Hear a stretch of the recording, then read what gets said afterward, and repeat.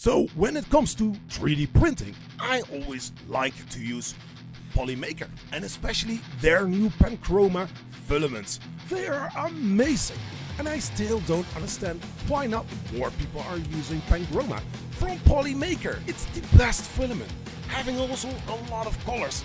Look at how beautiful that looks like. My gosh, I know, Zach, I don't know where he is, he just left. And I thought, like, why not making a little advertisement of Polymaker? Go to polymaker.com and get your Panchroma or many other amazing filaments from Polymaker. I know, this sounds a little bit sketchy, but trust me, if you are looking for some filaments, don't look any further. Just head out to polymaker.com or maybe Panchroma. Oh, let's head over to that.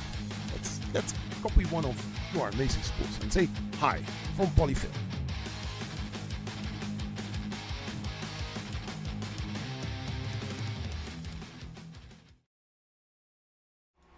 Hey, hello, this is Zachary from Zachary 3D Prints here on the Friday evening. I had 6 viewers and now they all dropped away and we have just 2 left. Hey, but that's okay, I guess. So, audio, I have checked it and I don't really know why Windows is actually doing that. But when I was checking the mic volume setting in Windows, it was back to 55. I have no idea why. Hey, 3D Medic fans, how are you doing? Steph, hey there, Zachary 3D Prints. Hey, how are you doing? I've got something very annoying underneath my nail. Yeah, so today is a new day. Today we are going to do something a little bit different, as you could see in the title. And if you have seen the stream from last week, I was struggling to get it all right with heat inserts. Actually, the part that was looking perfect, it's completely ruined because I didn't have the proper tool to do heat inserts.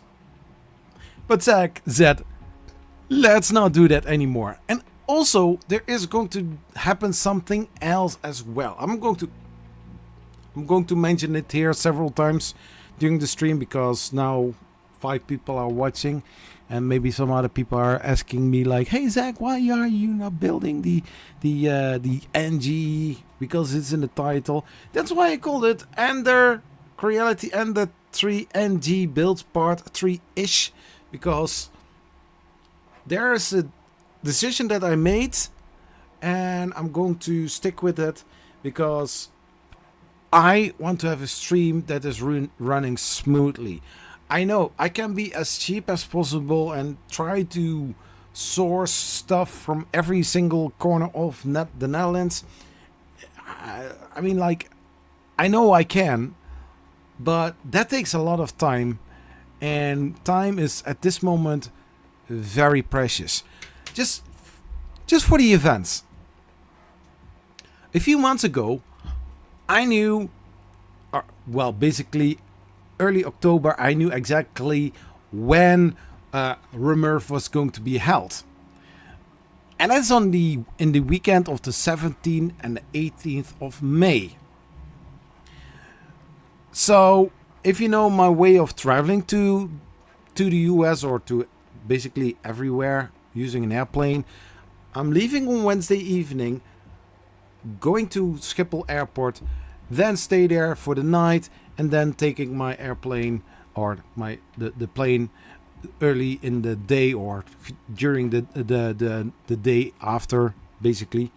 And so I have one day to settle, to check out the venue. Maybe they are earlier open and that, you know, I can make some B-roll, hang out with people, stuff like that, because on a Saturday and Sunday, those days are packed. I'm walking, I'm recording, and I want to absorb as much as possible in order to make decent videos what it is like to be at those kind of events and, you know, make an whole kind of report of it. So, yeah. So time is precious, and I have learned 2 weeks ago, or no, later. Sounds so weird. So a few months ago, I have heard about the how's it called? Printed. It's an event that is being held in basically everywhere in Europe. Last year it was, I think, somewhere in Germany. This year is going to be held in Amsterdam. It's exactly the Thursday and the Friday when I'm back in the Netherlands. Now you would say like, hey Zach, that's most ideal. You're back in the Netherlands and you can go there. Yeah, but the thing is, those tickets are costing €200 for the 2 days. I don't have an hotel. I also need to travel back from Venray to Amsterdam. So basically, I'm coming back on Tuesday, going back home, sleep the night, and then on Wednesday, somewhere during the day, traveling back to Amsterdam again. Yeah, and then trying to get an hotel. See if Printed would give me some content creator tickets. I don't know. I need to reach out to them and see if I can overcome that. I don't know if they would. Yeah, and then a few 2 weeks ago, or basically last week, when I was scrolling to Twitter. Yeah, Twitter. I saw the Maker Faire Prague.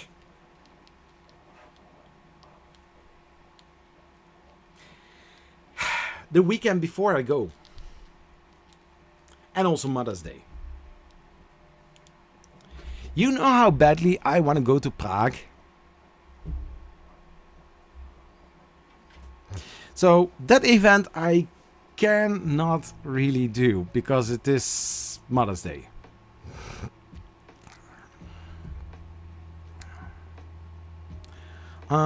Did you have a haircut? Looks good. Oh, thank you. My wife did it. Because I was begging her like, please do something with my hair because it looks awful. And now, yeah, the gray hair locks are back again. Oh my gosh. Hey, the shrimp father. Martin, how are you doing? So yeah, so 2 events that I really would like to go to, or one that I am knowing for sure that I'm going to there. But Printed, I need to contact Printed and see if they can pass me a content creator's ticket.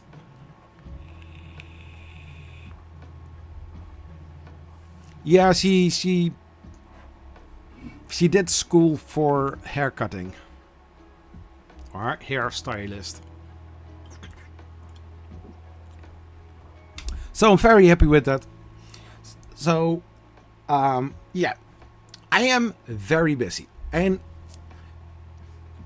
maybe on camera you don't see it, but I try to push out 2 videos per week.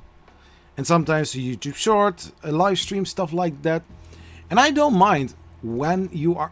this is something that I'm going to repeat several times during the stream. I don't mind when people contacting me over on the socials. Or on email even. I'm always so happy to see the amazing responses and people asking for even more help. And sometimes when it is so complex, I make a video out of it, like I did last week when somebody asked me something. So I thought like, yeah, let's make another video about it. Maybe it's getting not many views. Maybe it's getting a lot of views. I don't care. It's a way for me expressing and showing also that I do see and do read the comments, even though I don't always respond to the comments, because I mean, like, I think I have in my community tab on my YouTube backend, I think I have over 100 open comments that I didn't respond to. And I also need to find time to answer that as well. So it could be that I will do a live stream within a few weeks where I'm going over all the comments and go and answer them, read them, answer them, giving some feedback, and making my life a little bit more pleasant and easy. There are sometimes some very harsh comments, and sometimes they are exactly the opposite out of it. Like one comment says, "Oh, this is a terrible video. Why are you making this terrible video every single time?" And then in the same video, somebody says, "Oh, wow, thank you for this video. It helped me quite a lot." Or even like, "Hell, it saved another printer from the scrapyard." Yeah. I mean, like, if I find a video very bad, or very bad in tips, or bad lighting, or bad audio, I always still like the video, give a thumbs up, because I know what this is doing with the YouTube algorithm. The views, the people, the audience behind the clicks.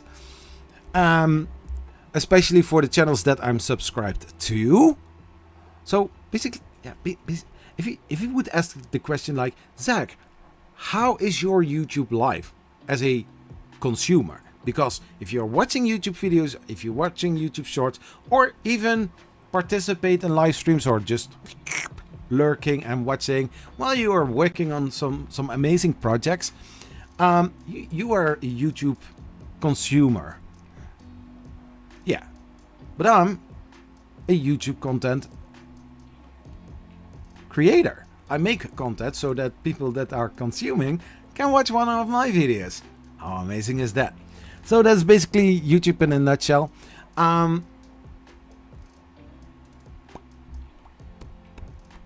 So if I'm watching YouTube videos, I do follow a lot of 3D printing YouTube channels, but I don't always watch content. I do see them sometimes on my home feed. I sometimes pick them out and watch them. But basically, my home feed will look like, recovery, like car recovery, or heavy machinery, or heavy equipment recovery. Heavy D Sparks, I believe. Amazing dude. I'm watching videos about spaceships, SpaceX,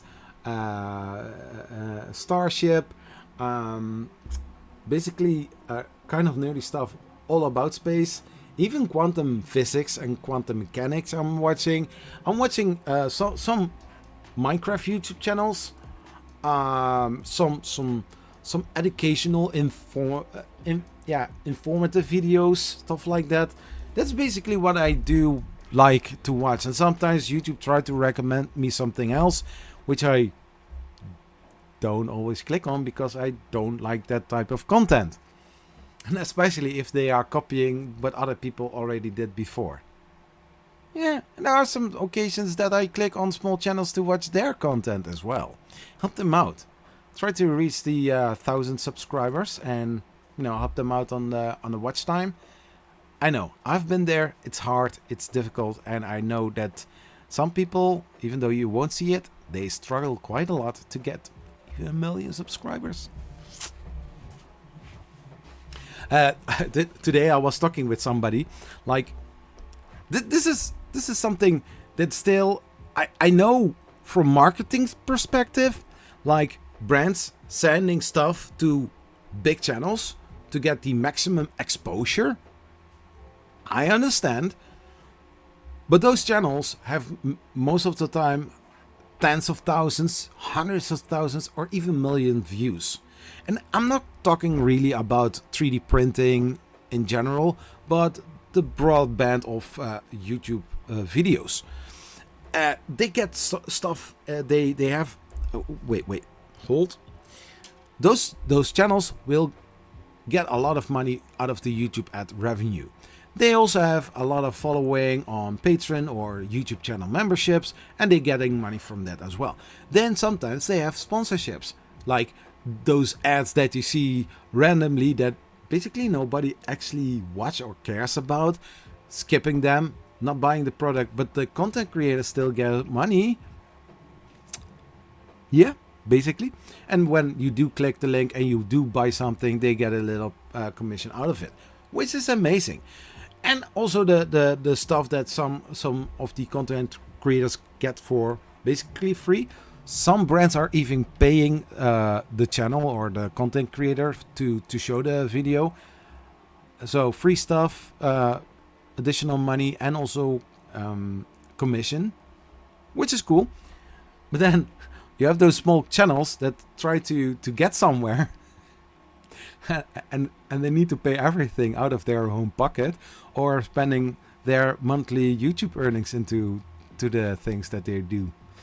Yeah, it's still juggling. I'm now almost 6 years on YouTube, so take an eye out on somewhere in July. I will be holding a celebration live stream for 6 years on YouTube. But I think before that I will reach the 10,000 subscribers. So I will do some giveaway. Maybe not. I don't know. I need to check.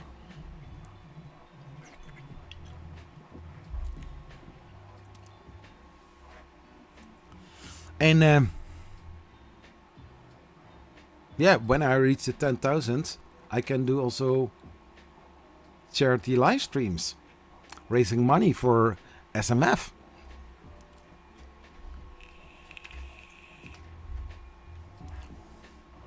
Be right back. Well, are you back already, or not? So yeah, that's basically YouTube. So for everybody who just starting out on YouTube, hang in there. Try to focus on quality over quantity. And if you cannot reach a one video per week, that you have the feeling that you need to rush, don't rush it. 2 videos a month or every 2 weeks 1 video, it's totally fine.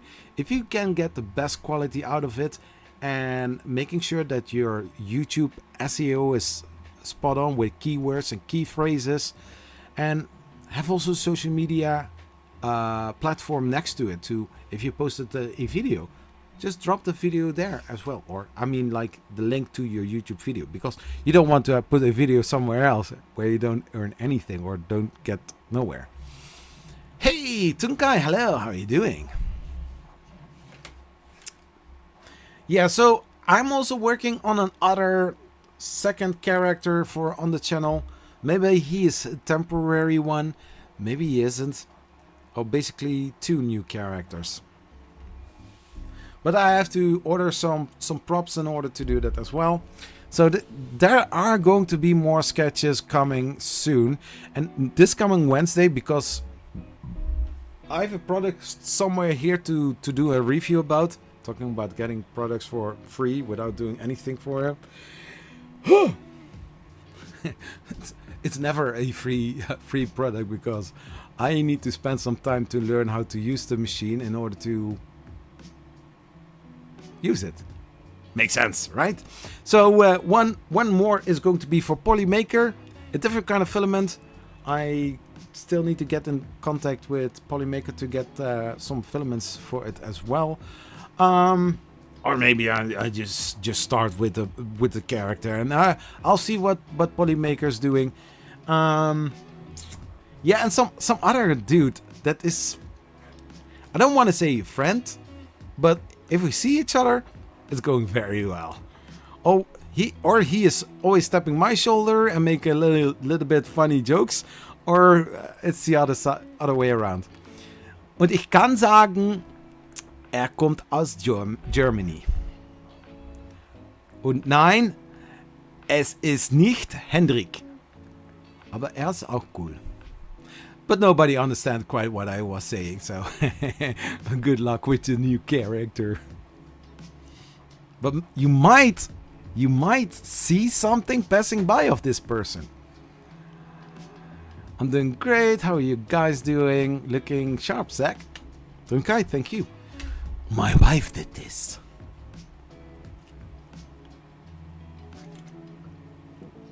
And if I'm talking about those sketches or skits or whatever you call them, now I have a wig that I got from Sam Prentice when he was asking me to be in one of his videos for Polymaker. The character stick into my head, and I wanted to do a little bit more, like, you know, not that I'm hooked to it, but it's really a lot of fun doing it. Let's say it like that. A friend of mine, Nonstick, he said to me, like, are you also going to do a female? I was like, no. Why would I? I mean, like, I think Sam will love it. I was like, no, I'm not going to do that. Hey, Peter. Is it hot in the attic? Well, it's 31 degrees C, if you asked.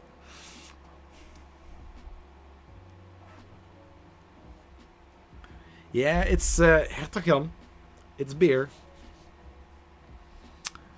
I choose Galaxy Red PLA from Hedgehog Makes from Poly. Oh, yeah. So, Tunkai, you won a spool of Polymaker Filament. Did you get some reply from Polymaker?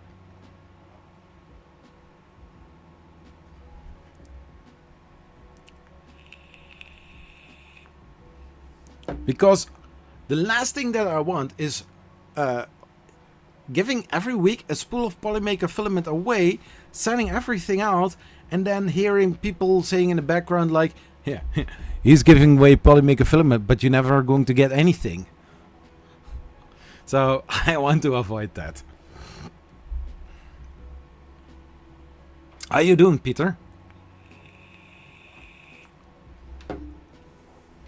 Yeah, so I do want to open up the windows, but the thing is, when I'm always here during the night or evening and night basically, and I'm opening the windows, a lot of bugs and insects, mosquitoes are coming in.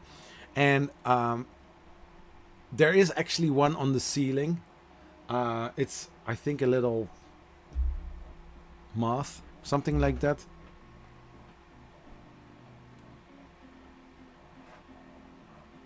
Yeah, I think a mosquito bit me last night when I was sitting here. And there is going to be a moment that I need to stretch my legs, because when it is warm, my legs have the tendency to swell up. Yes, sir. A confirmation that it will be sent. Cool. Where did you get that haircut? Is something new for my in-laws? No. It's something that happened inside of the house. And no, I didn't have a fight with a hair trimmer. And I didn't fell down the stairs. Also not that. So if you just joined, my name is Zach from Zachary 3D Prints. Yeah, the title says Ender 3 NG build part 3-ish. There's a reason for that, because in the rest of the title says making a heat insert press stand. Because last week I had some beautiful parts that, because I had wrong heat insert tool, it all got ruined, and now the part is looking like crap. It's not looking nice. Oh, and Nicholas, yeah, Nick from Polymaker. I don't know if he actually does do that, but Joel Finn, he is the community manager and the content creator manager. He does basically do the whole thing from Polymaker, with the giveaways. There's still this little thing going on in the background with Polymaker about some rules for partnership or partner program, giving away spools of filament and stuff like that. Because if it was me, you know, I would give away 10 spools of filament each live stream, but let's keep it civil and just do one spool of filament, because just like just like Polyfill said, they are giving away so many spools of filament. How can they even manage to pay all of that?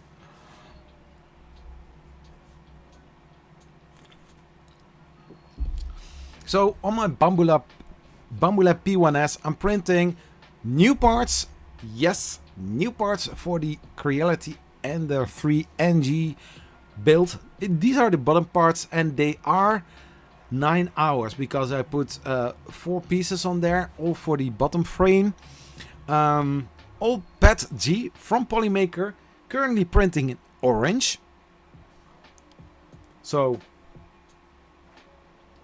they are being printed right now. I'm going to check how they will look like. It is taking 9 hours, like mentioned, but it will cost like 270 grams in filament from the 1 kilogram. Yeah, holy shit.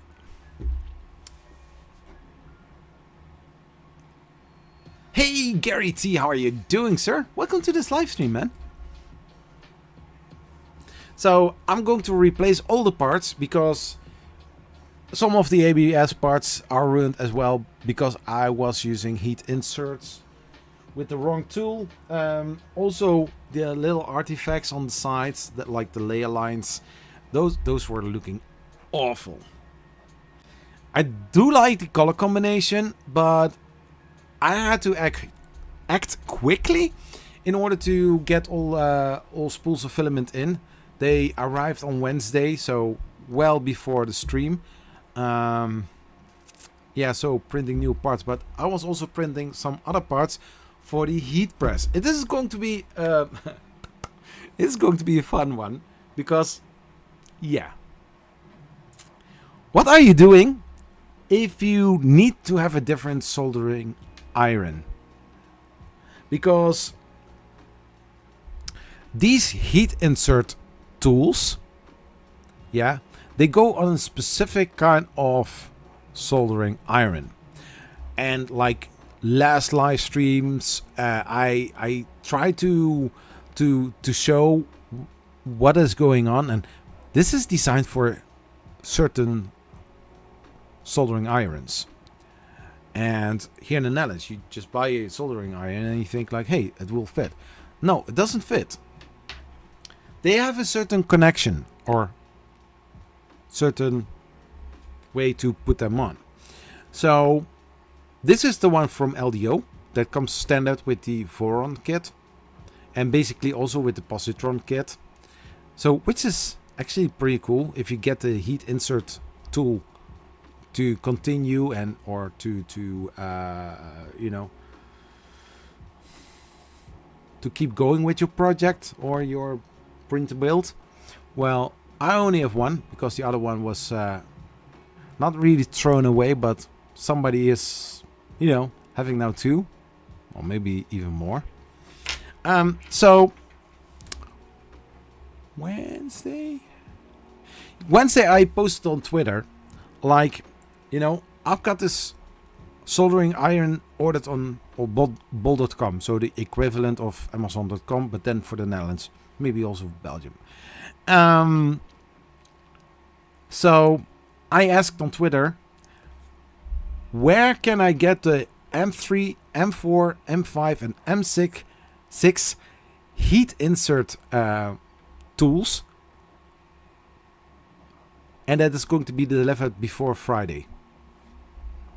Because I just want to keep going with the project. Then people are starting responding.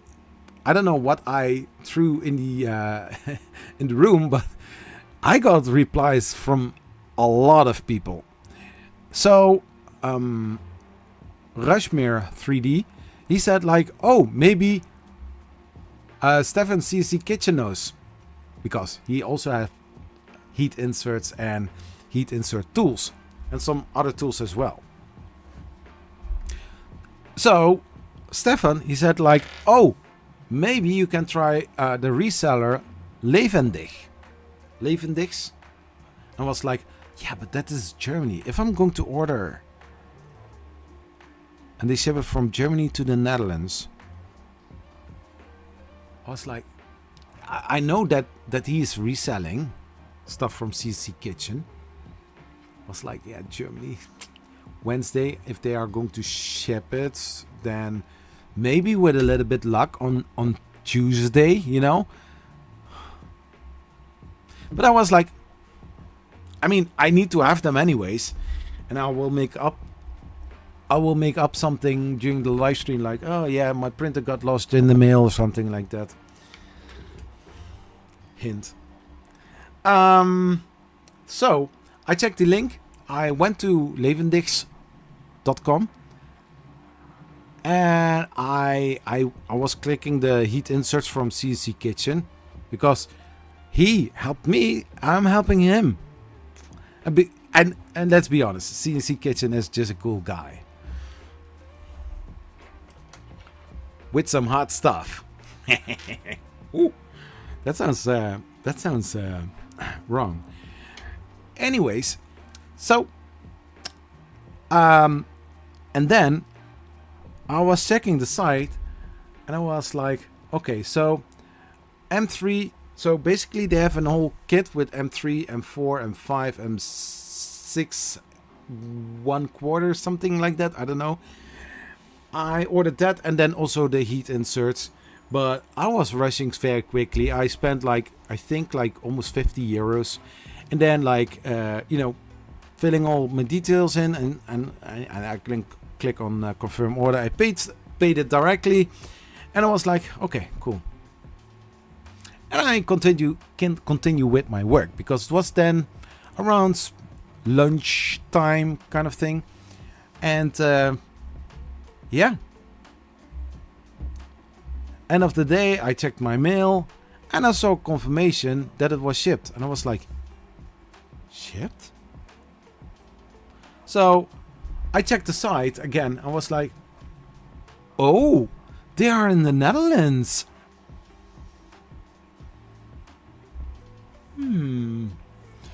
So during the evening, I was checking the website again.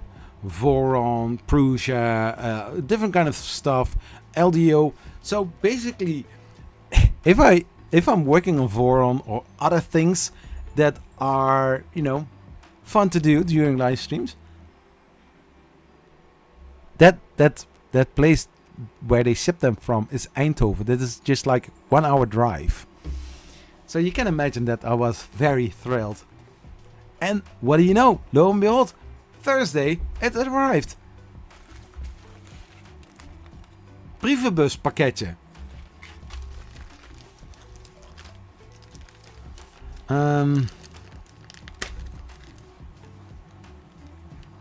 Side quest. Yeah. Are you doing stuff? To be fair, Polymaker is winning hearts of a lot of people in the 3D printing space. It seems very affordable. Yeah, I mean, like a normal PLA spool of Polyter is like 25 euros for 1 kilogram. You can say like, "Ooh, but that is expensive." There are sites selling them for more. But then, I don't care. It's Polymaker. I am going to support Polymaker. If I don't buy those spools, then I'm wasting my money on some cheaper brands from China. I'm not looking to some backdrop boxes with PETG filament in there, because basically I've got a lot of PETG filaments standing there just doing nothing. Anyways, so yesterday it arrived, and I've got a nice etui.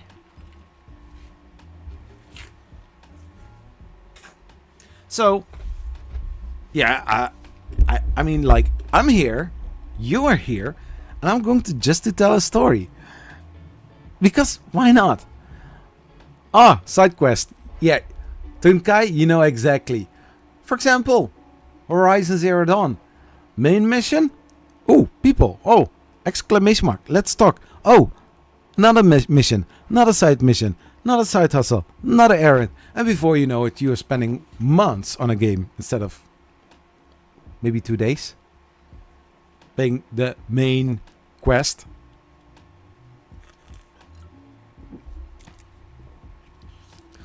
And still, you can keep going without ever stopping. I'm still running the 4th or 5th time of New Game Plus. Ultra... No, that's fun. If you know Horizon Zero Dawn, first you play it in normal. You win. You get the option to play the game again in NG Plus. And then you have the option to play Ultra Hard. I can tell that is hard. And you have to survive with the things you have.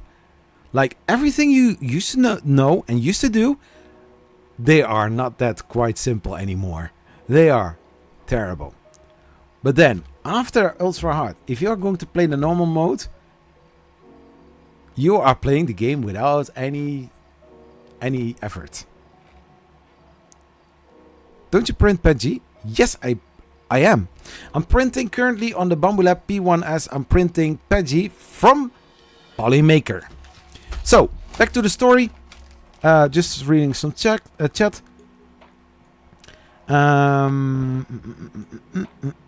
Side quest. Well, it's only once in 5 years ago, lol. True, but that doesn't count my job.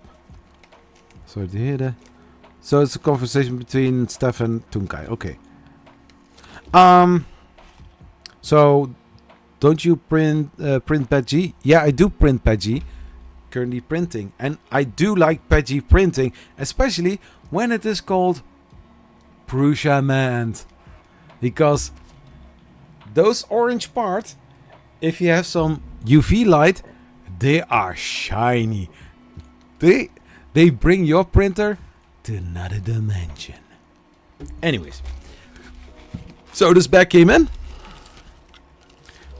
You know, when you are buying quality, when you feel the quality, not that they are weighing a ton or so, but you feel decent. You can actually feel quality, like the bags. CC Kitchen. This is the M3 times 5.7 heat inserts. These are like, I think, 100. Each bag is 10 euros. But then you'll get an amount for that money. So you can buy, like, for 100 euros, you can get 10 bags. And you can choose whatever, but it's not every single time 100 heat insert. For example, this is M4 times 8.1. These are like, oh my gosh, glasses. These are like 50.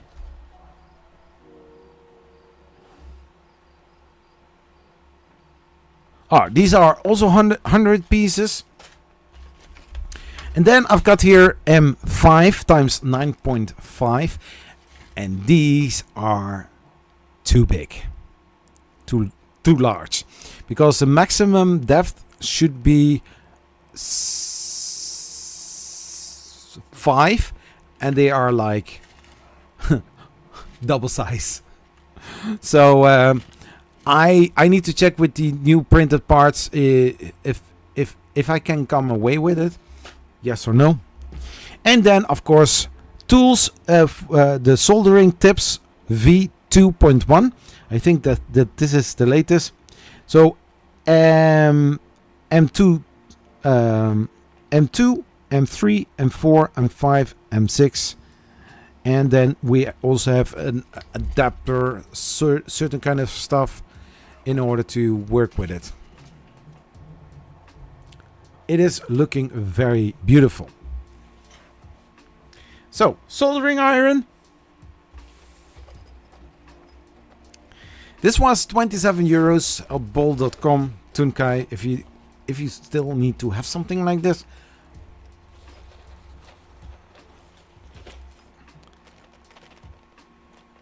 It's from China, probably somewhere like 10 euros on AliExpress, but I don't care. I don't give a but anyways, this is something that I can use. Most of the heat insert presses are using a soldering iron that is powered by USB-C. I also have one like that, but you know, that one doesn't have the tip that I need.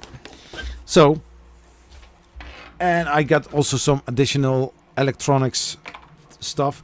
So basically, this is going to be for my heat inserts. And I think if I do like it and I don't, it's fun to work with, I'm going to order a second one, and I'm going to use that for electronics, because the kit is very complete. Thin, some other tools what you would need to do electronics. Very amazing. But basically, this is the only thing that I do need, and basically not all of it. I need to actually unscrew this part, take it off like that. This I need, this I don't, this I do need, and then putting this back, and just like that. So I think it's called the C900 or 9000 or something like that. But if you're buying a soldering iron for your heat inserts, and you always see those kind of tips, this is the soldering iron you actually need to look for with this kind of tip. Not exactly this soldering iron, but if it has this tip where you can remove this part of the soldering iron. And also to regulate the temperature, because if you are going to use heat inserts, you have to know what the temperature exactly is in order to press it without making the plastic into liquid, gooey kind of thing. It's the last thing you want. You don't want to have that. It needs to be soft. You need to apply. Yeah, for some reason I do see a drill, but what I have, it's not a drill. It's basically like just pressing it down using the tool, and then just slowly slowly pressing it in. I think it's something I need, but in order to actually have an holder, I was searching online. I know one for certain that has it. He's living in the UK. Adam from Vector 3D. He has a tool called Joe Presser. It's this tool. I'm going to show it.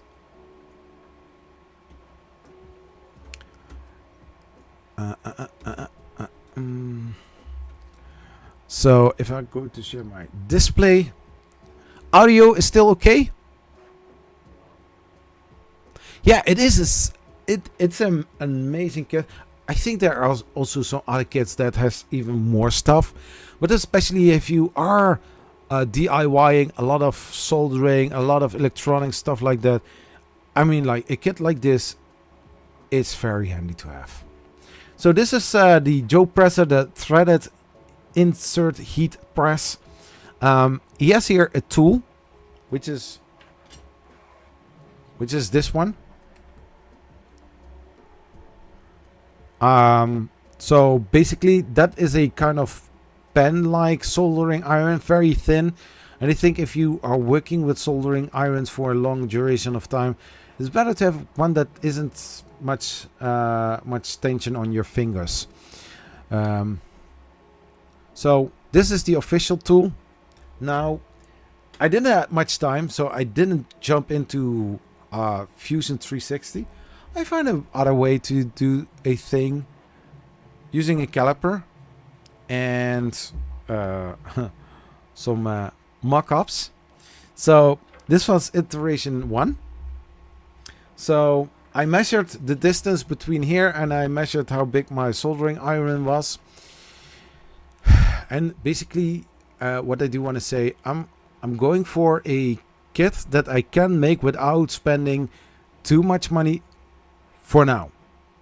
where I don't have to buy stuff online on AliExpress or some other shops in order to get it, because I have a project to finish, not starting a side quest again. So going from the main quest to a side quest into a side quest into a side quest. Side questception for the exception.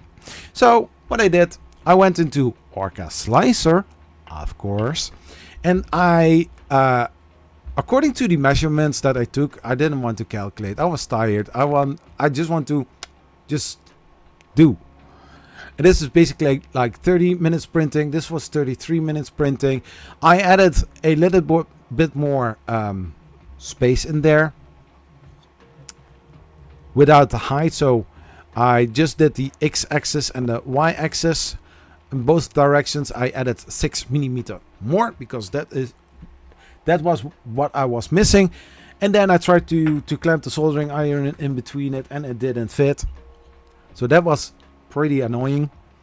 So I did it once more because they are the same height. So not really a difference here. Same height. So I was saying like, okay, so then I make this side 40 and this side like 30, no, not 39. I think like 31 point something. And I measured it again, and I was like, yeah, this could be working. This is how I do stuff, guys. And I was like, oh shit. So I don't know if you know the channel, but I do like the MacGyver. So what I do actually,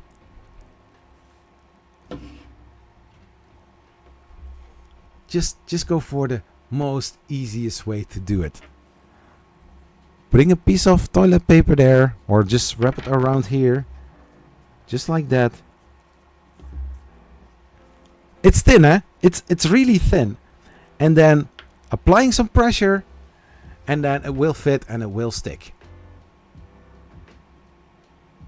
Why not? I'm not going to press it in because I need to use the screw holes in order to do it. So now this is the tool holder. Now you want to see what I am coming up with, because it is never a dull moment in the life of Zachary 3D prints. For example, that guy. You are amazing.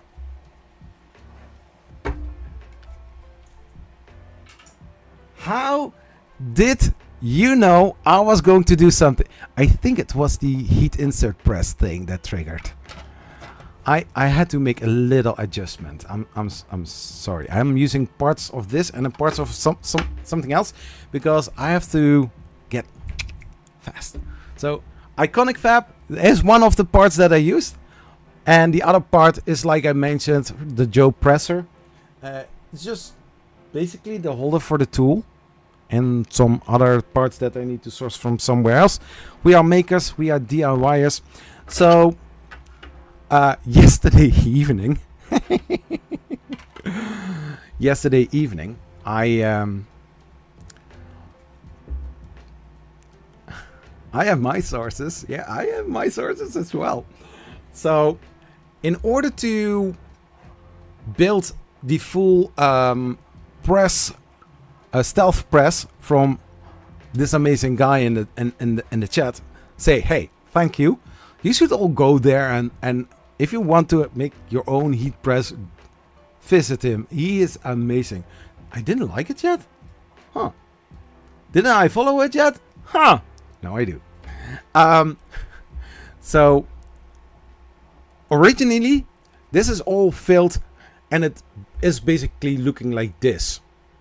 One massive massive part here. And here on the back side is, I think, a hole for a heat insert. If you know the route that I'm going through, you know exactly it's not going to be for a heat insert. It's going to be for another purpose. Anyways, so I took an Orca slicer, I took a representation of a 2040 aluminum extrusion. So I took a square or cube, I made it into 20, into 40, and then I extruded all the way to it. Yeah, it didn't go no more. And then I was like, yeah, just fitting it like this. Yeah. I don't have a hole here. Nope, nope, nope. I don't have a hole in here. I'm not going to say anything. But I do have a hole here. Okay. So what am I going to do for the time being? I'm going to design something that fits nicely around it, because you will see why. And I'm going to use a T-nut in here, and then I'm going to use whatever screw will fit all the way through that can catch the M3, the T-nut, and then holding it like that. Oh my gosh, camera, where art thou?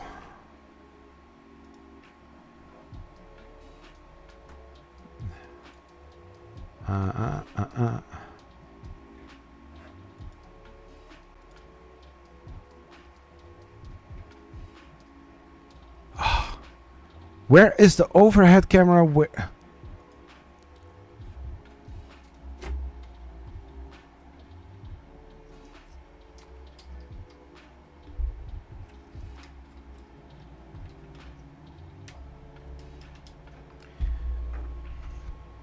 Cancel, cancel, cancel, cancel, cancel,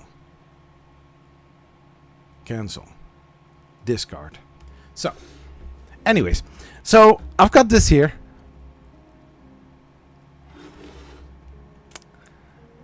I'll come to that. I'll come to that. Just a second. Just a second. Because I saw his design. It's basically looking like this. So there is this linear rail, you know, and over the whole length of the extrusion there are holes for heat inserts. Yeah, so you are going to use heat inserts in order to use the heat insert press. Yeah, but after that life gets a whole lot easier. So the frame or the rail is going to keep the whole thing in line, and I think there are some other things to make it more rigid, but I choose this route for the simple fact I cannot, or yeah, I will leave it like this. I don't want to wait on parts to arrive, and I don't want to take some donor parts from printers. I don't want to do that. Anyways, so cool. So what I did, I printed the plate. I printed the plate, and of course, because this is a very nice fit with the linear rail, it doesn't fit the 2040 aluminum extrusion, which he mentioned. Right? So I started MacGyvering, and I made the hole a little bit bigger because this morning, before I went to my work, so I wasn't at home, I was at the office. I just sliced it because I didn't have any time to make the same adjustment here. So I did like this. Keep it simple. I have still the same filament. I can reprint it again, but then with the proper cutout, or maybe I will build a whole stealth press if I want to. So this one is going to sit just like this.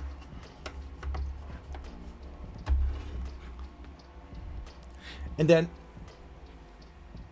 we have this cool, amazing red thing. I don't know how it is called, but you will know. Then that is going in here. I'm going to assemble it just after this. And then some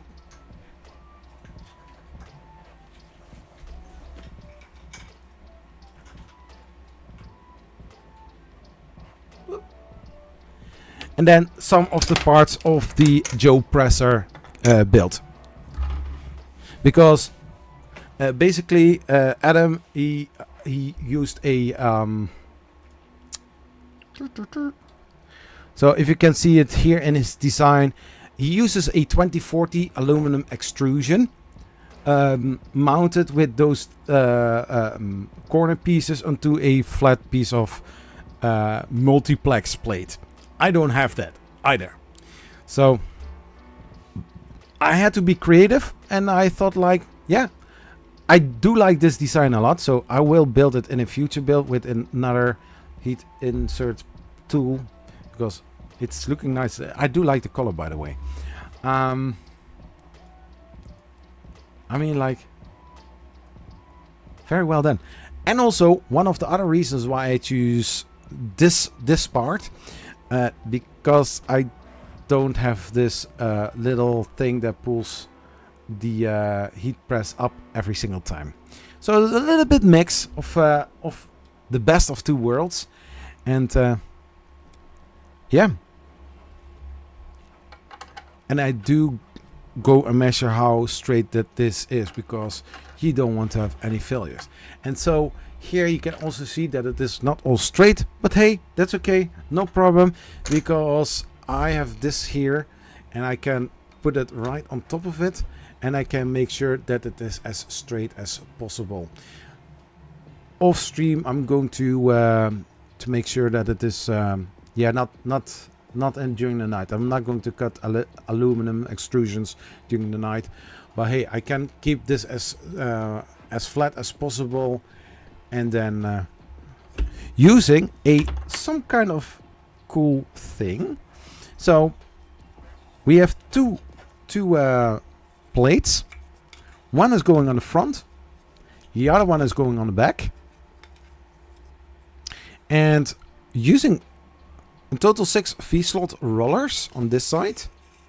Basically, if you are pressing it, this goes up, and here I do have I do have some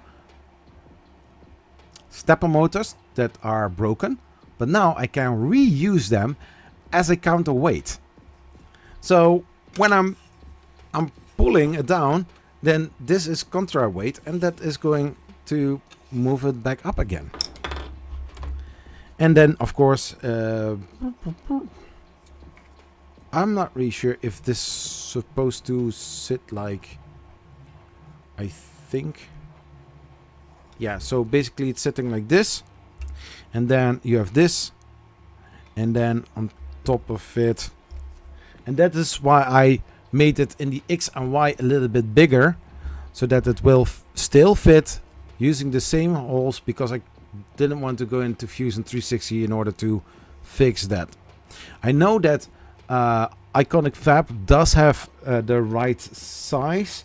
I did measure mine. It was like almost 18 millimeters thick, but I printed the 17 and the 18 and both didn't fit. I don't know how that works. If I need to pry it a little bit open, but it didn't fit. So this is going to be a combination. I think it's looking nice. It's basically a mix of everything. And except for the purple and the black, everything is printed in Polymaker PLA. Polyterra. It's not looking terrible, but it's going to work amazing.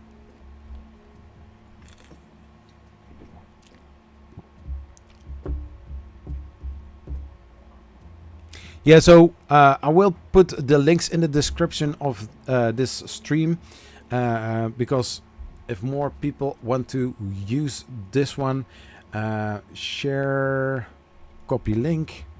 So let's do that.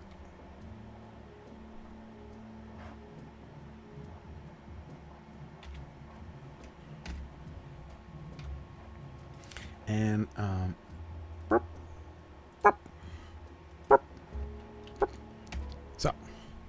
these are the two links to Printables, to the Joe presser, The second one is Joe Presser from Adam Fractal 3D. The first one that I posted is from IconicFAB. Is that the extrusion that you had spare last week? That is actually the one that was taking me a lot of time and I cut awfully. So without throwing it away or recutting it, because this one's supposed to be like 400 millimeters, so 40 centimeters. This is still 40 centimeters. I only need to make sure to have it, you know, flat. And so here are going to be some guide wheels, something like that. I need to check that, and then we are going to assemble it. But first, a little add to this whole thing. So when it comes to 3D printing, I always like to use Polymaker, and especially their new Panchroma filaments. They are amazing, and I still don't understand why not more people are using Panchroma from Polymaker. It's the best filament, having also a lot of colors. Look at how beautiful that looks like. My gosh, I know, Zach, I don't know where he is, he just left, and I thought, like, why not making a little advertisement of Polymaker? Go to polymaker.com and get your Panchroma or many other amazing filaments from Polymaker. I know, this sounds a little bit sketchy, but trust me, if you are looking for some filaments, don't look any further. Just head out to polymaker.com or maybe Panchroma. Oh, let's head over to that. Let's copy one of your amazing spools and say hi from Polyfilm.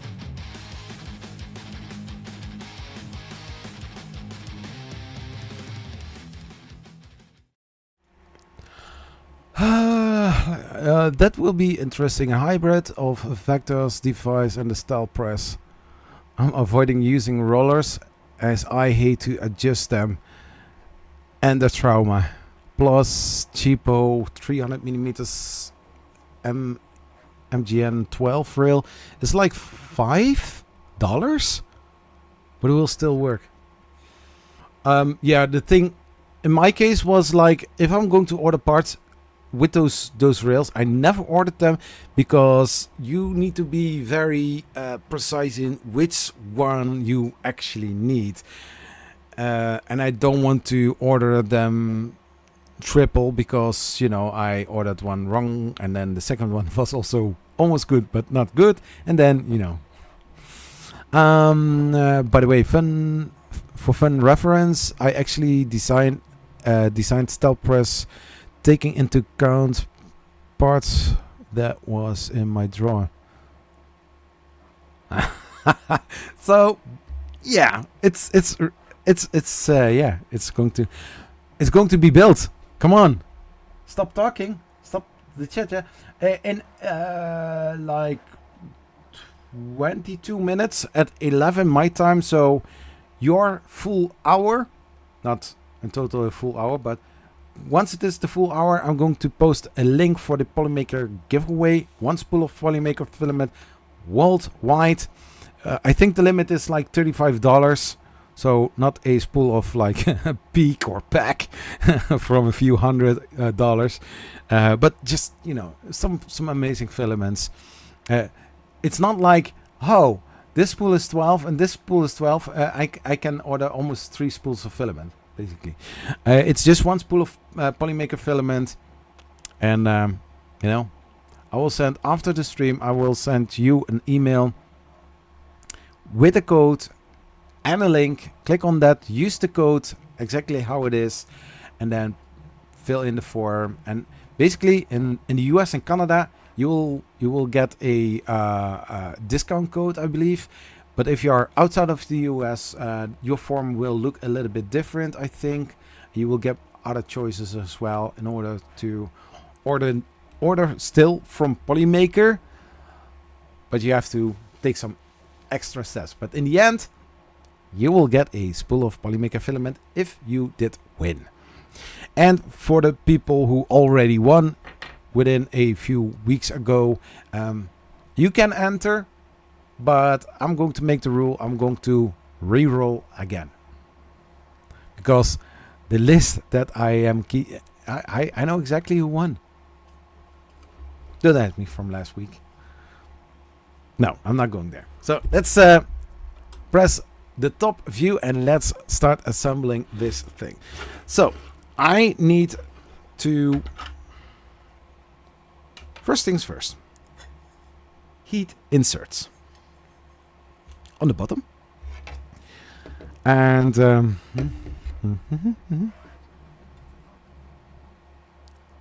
so this goes in here. So here are going in 3 M3 heat inserts.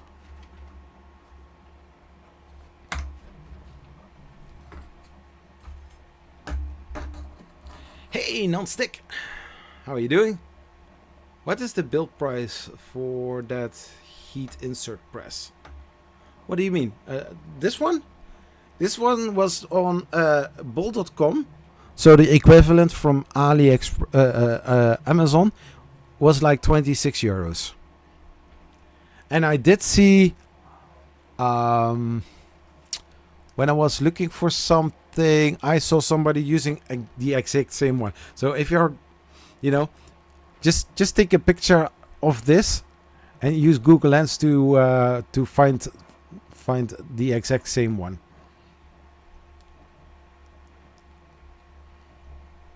Not bad, and you? I'm doing great. Yeah, I'm going to use a heat insert press. So yeah,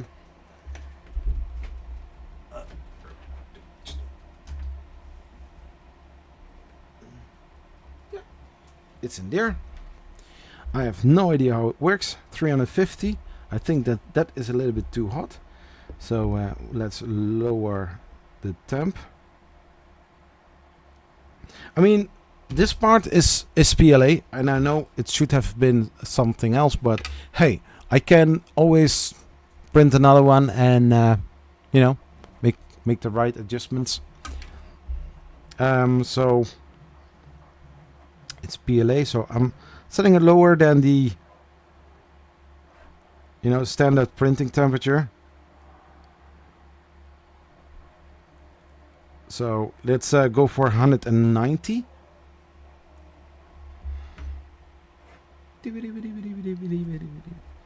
So if I'm looking to this, so we have holes here, we have holes there.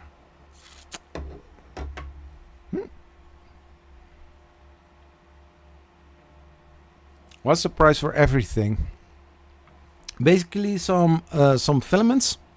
If you have one spool of filament for just using one color, I mean like maybe 10-15 euros depending on which kind of filament you are using. I have a modified part. I'm going to share this online as well. Maybe I'm going to adjust it a little bit.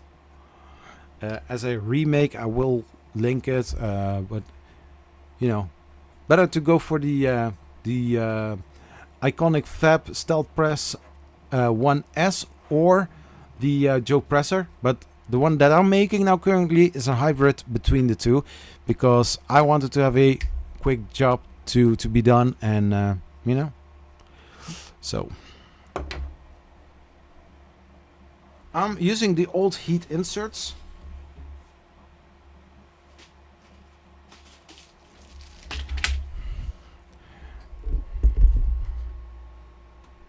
And I'm looking here in the description, and it says exactly which kind of M3 heat inserts are going in there.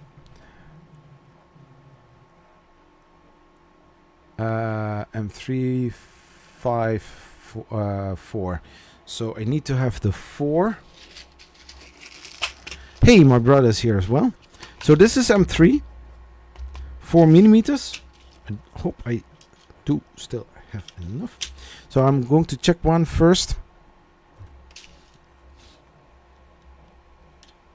Yeah, nice. And this is exactly what I mean, that if you are going to use heat inserts, that they are fitting inside of the first part of the hole. So if you're designing something, and IconicFAB did do an amazing job, you already can preload them without pressing them in.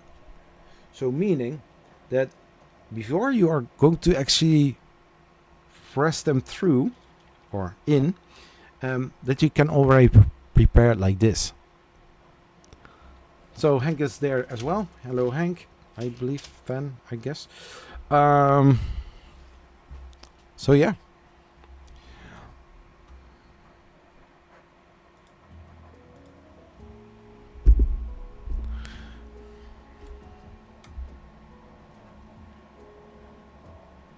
Yeah. So let's see how well that this does.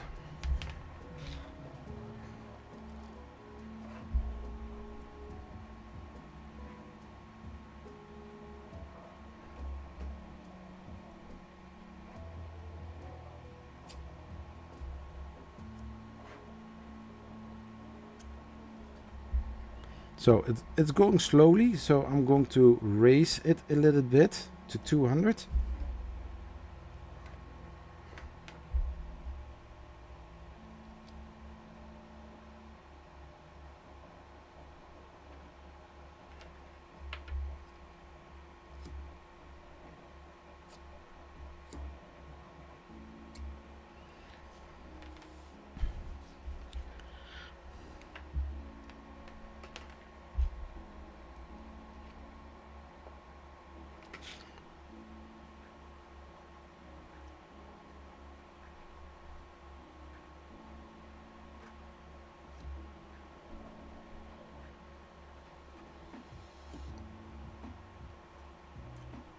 And already I feel and notice that because of the flat edge around the heat insert tool or the tip, it's going to be nice and flat.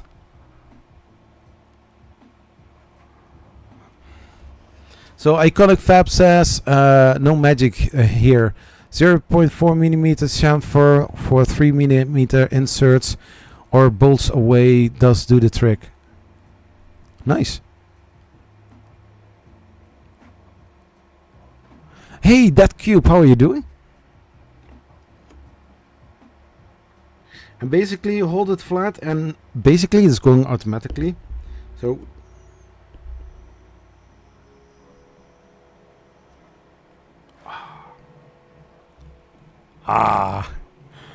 I'm sorry, I need to say this. I'm this type of guy. When it works, there is so a satisfaction using heat inserts and then, you know, slowly let them then drop inside. Ooh, looking around, still at work. Oh, still have a lot of fun working in the meantime.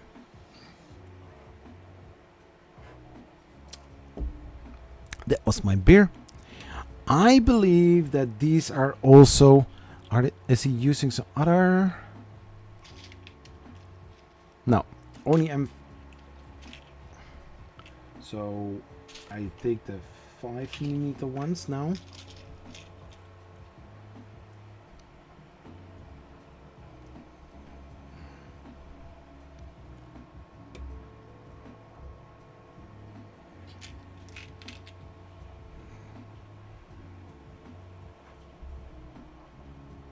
Oh, cool. So, yeah, so here we going in.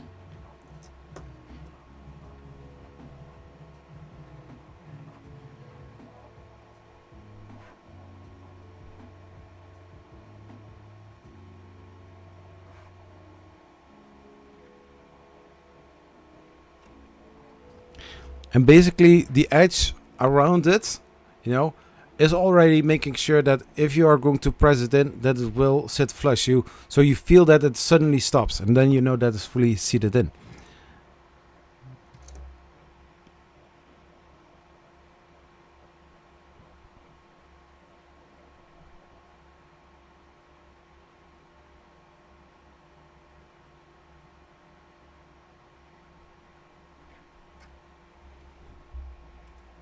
Oh my gosh, this is so nice. And also the tip that is sticking out is preventing that plastic is getting inside of the thread as well. So I think this far are the heated inserts. So yeah, I don't know if there is an on or off switch. Oh, what did I do? I don't know.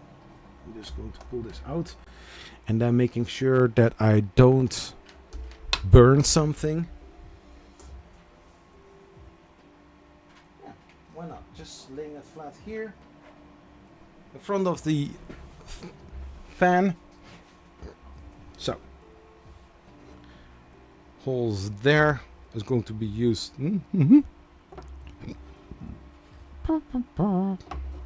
So basically this is how it works.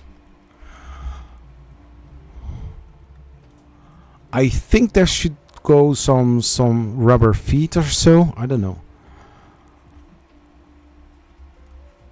I have no idea.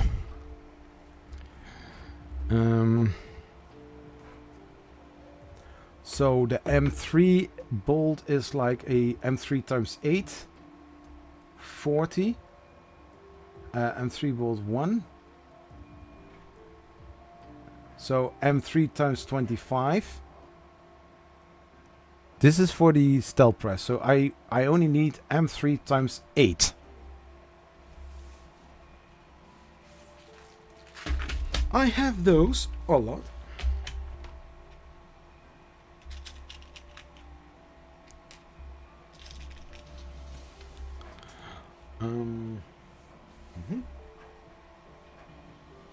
Oh.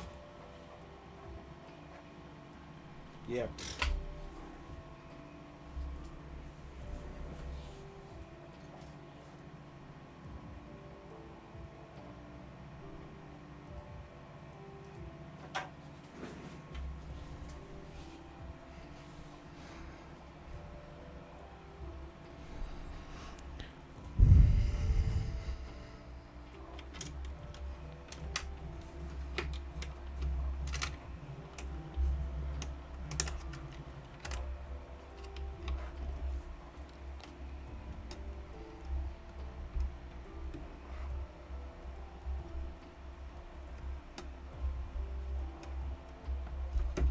So that was the first, now the second.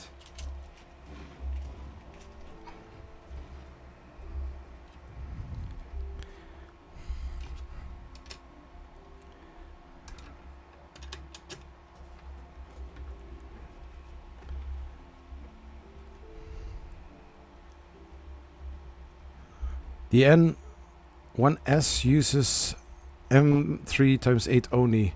That was intended to make the bomb as simple as possible. And that is basically what you are using with a lot of 3D printables. M8, M10. I mean M3 times 8, M3 times 10. And sometimes the 20s as well. But in general, with a lot of stuff you can get away with basically a lot.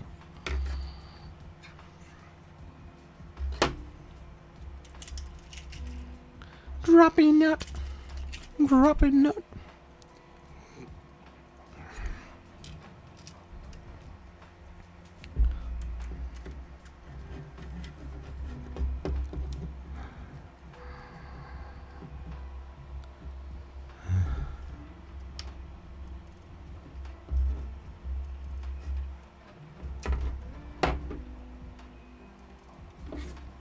Dee-dee-dee-dee-dee.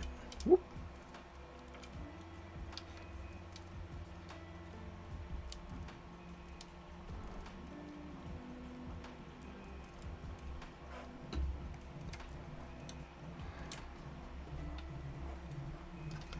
Nice.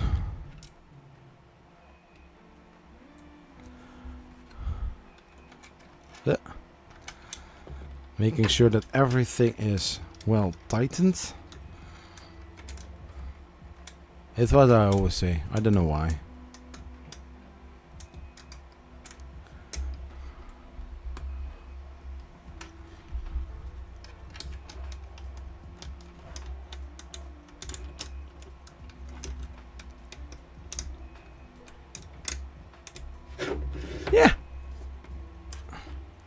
So that was that.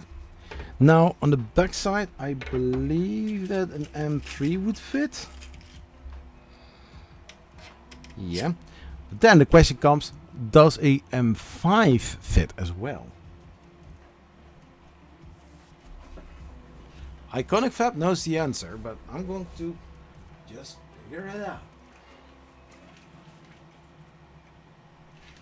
My life in a nutshell.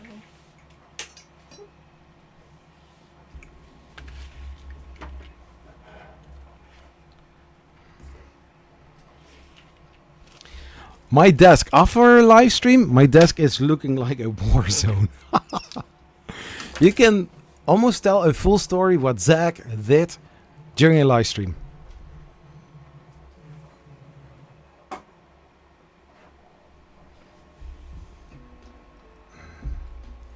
Oh, the monster isn't that cold anymore.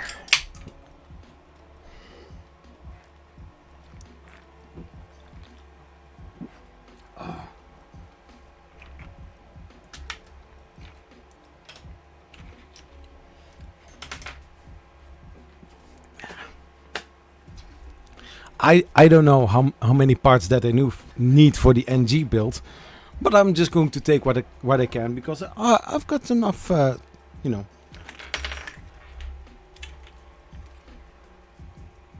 So this one fits tightly, but it does fit. Does it fit all the way through? No, it doesn't. Is it an M5? Yes, it is. So this one.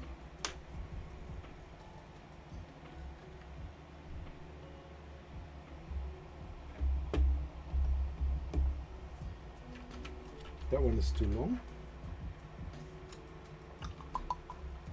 12 would be a little bit too long.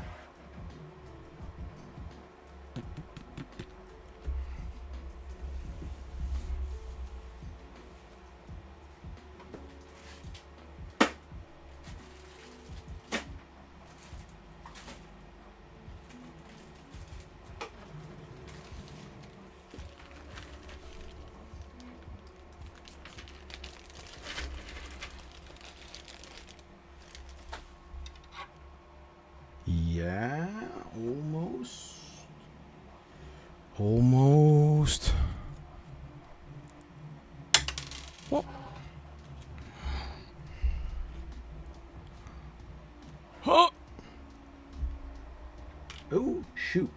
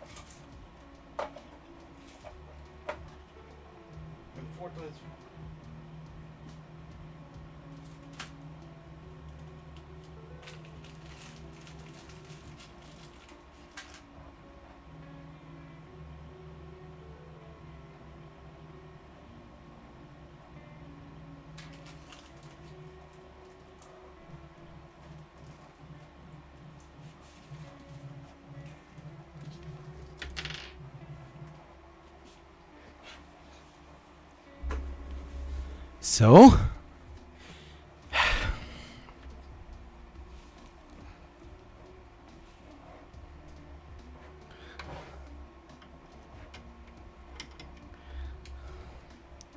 now I notice that the hole is a little bit. Are you also going to remove?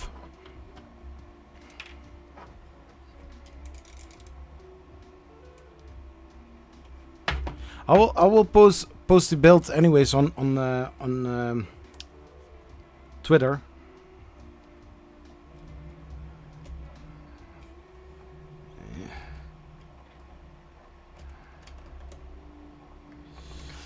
Yeah, so this is going to be a little bit tight. So I'm screwing it in basically, and I don't want to do that.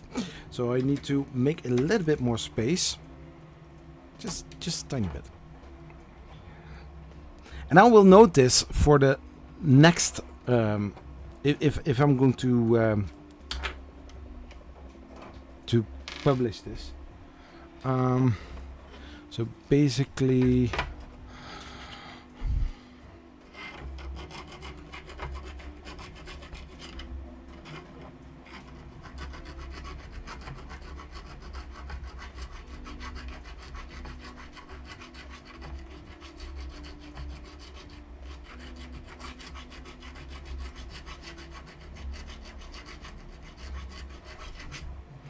I can also use a drill, but yeah.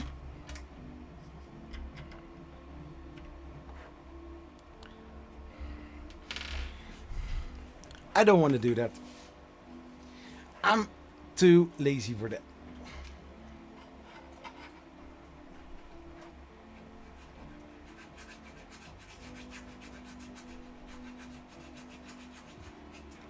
I do have a round one as well, right? Yeah.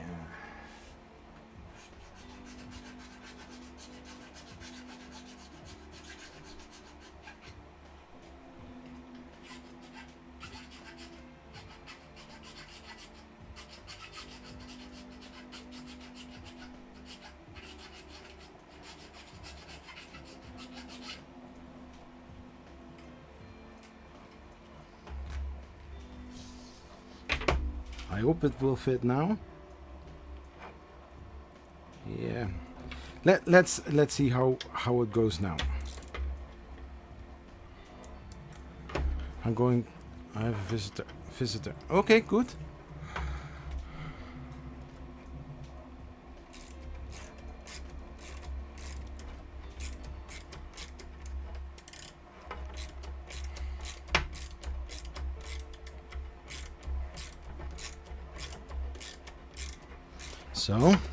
So now that is going in, I'm putting this one on there as well.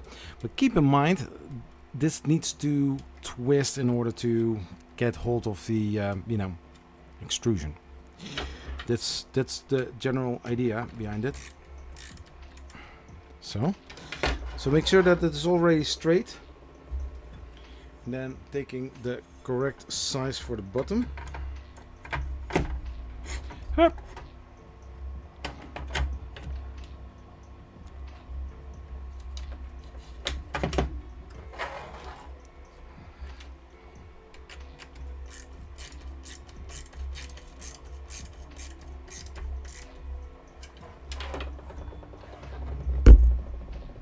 So I see that this one is too long.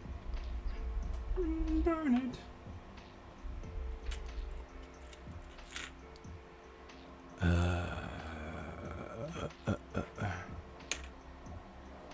I don't have M10 times M5 times 10.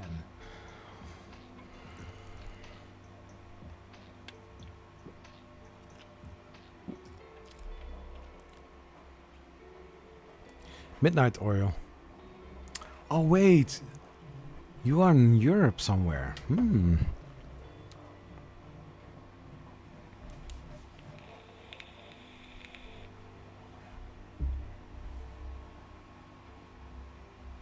So this goes almost pretty well, but the thing is, it's pressing the extrusion to the front. Or I need to use a spacer that is big enough for that, but I ain't having them here.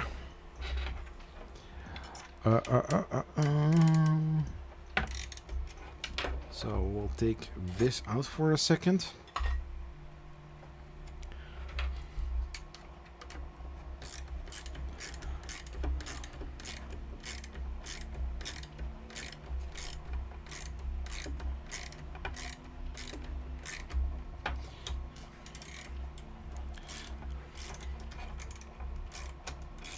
So I need to have a bolt that isn't 12.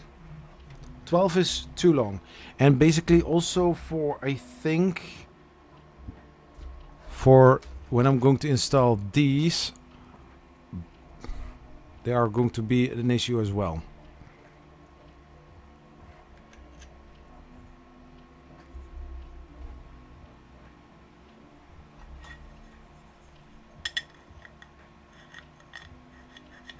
Yeah.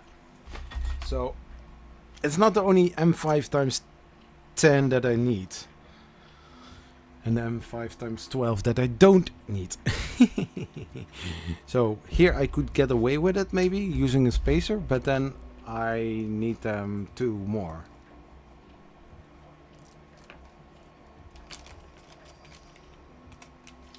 So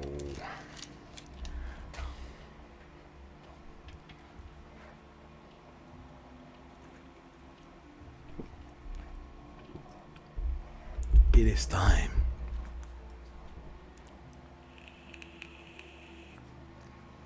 But before I'm going to look for an M5 times 10, I'm going to do what I said I'm going to do. There will be a link of the Polymaker giveaway, 1 spool of filament.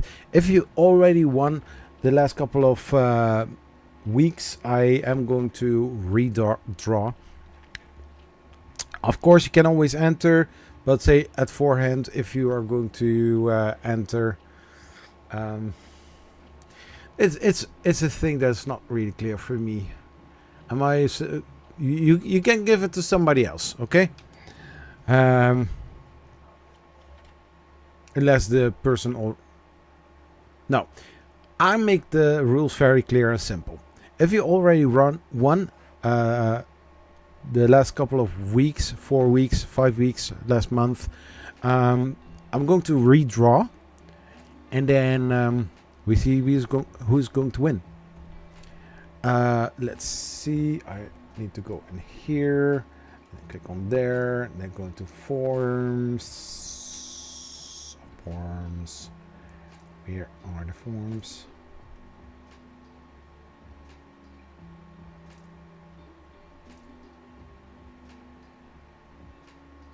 Oh my god, where are the forms?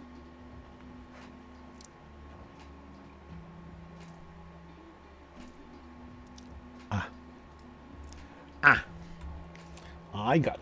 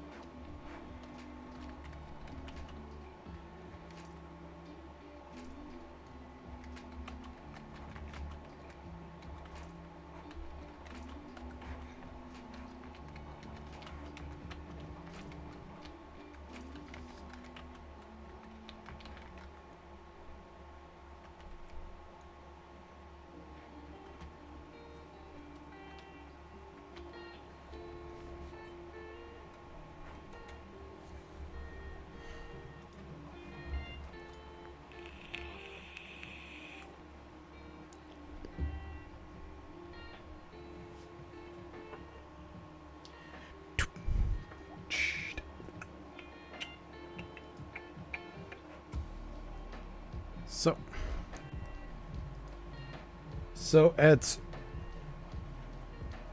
12:07, I'm going to draw the winner, or spin the wheel. And then see if somebody wins.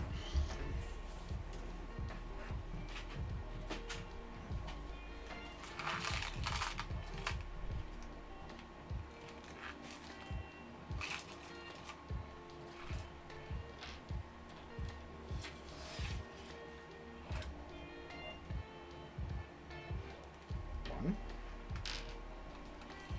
two.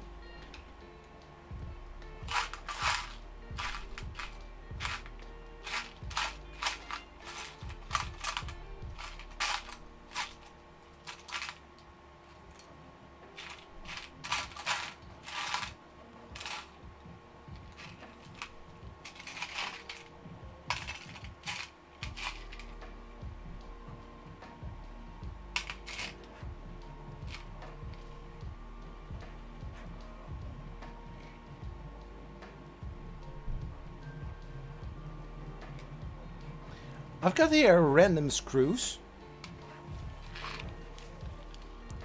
And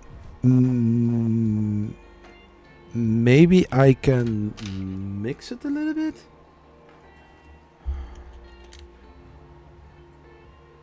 Yeah.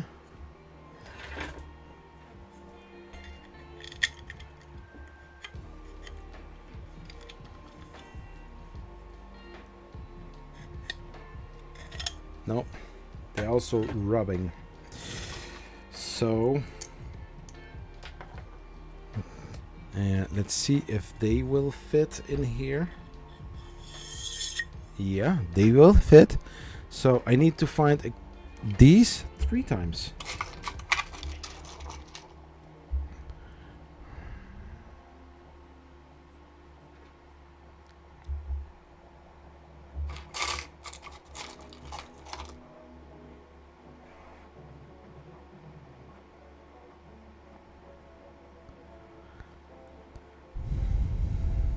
Okay, so I've got something that does fit.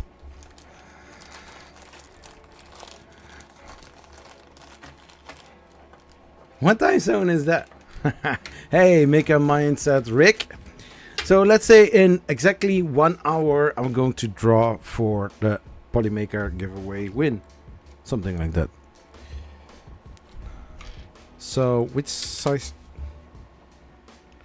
Oh, wait. Huh? Oh, this is a different one. Oh.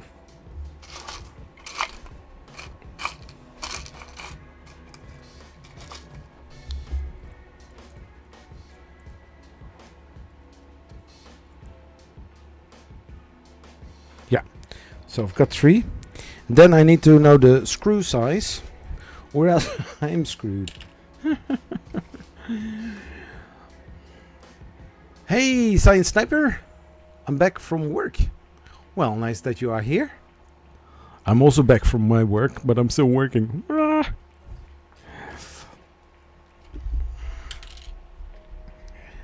So, now, this is, yeah, this is M4.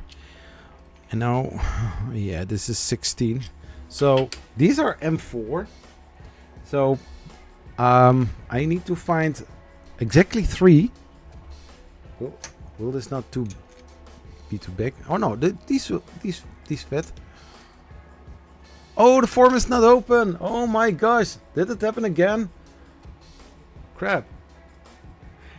And now, in exactly 1 hour.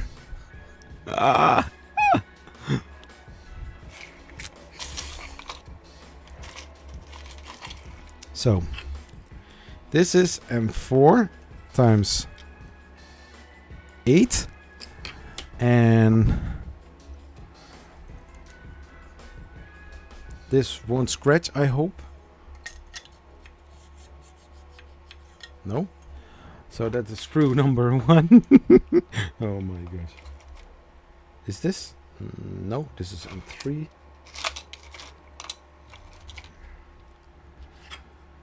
M4 times 8. And then I have there another one. This was like, how thick is this? With 8 fit?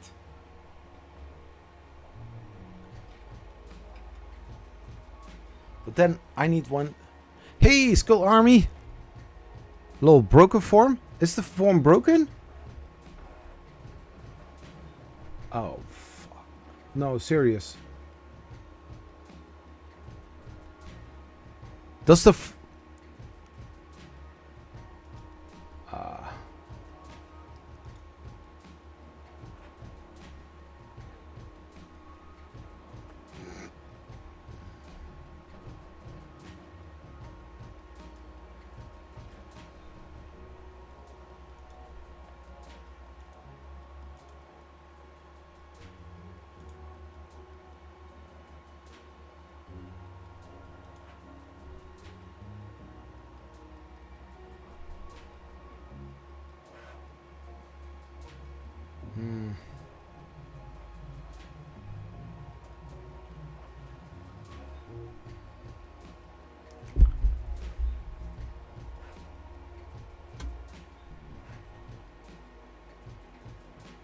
Oh, I see now that 2 people answered. Okay, okay, okay.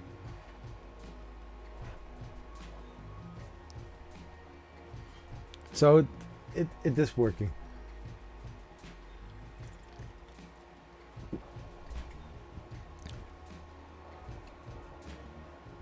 So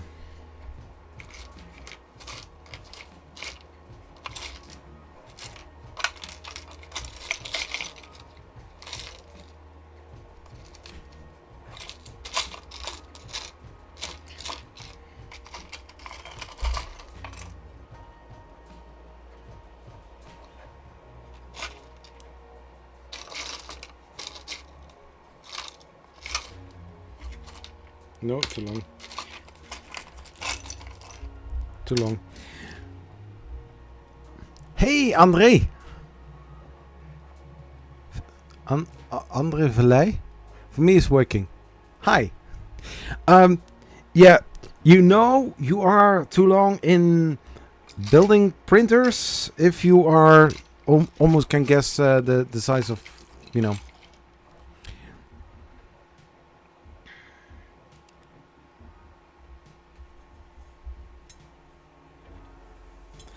Yeah, I can do that as well. I have my issues solved. This is a really MacGyver way to do things. So 10. Is this 10? Yeah. And there's some glue on there, so that isn't working.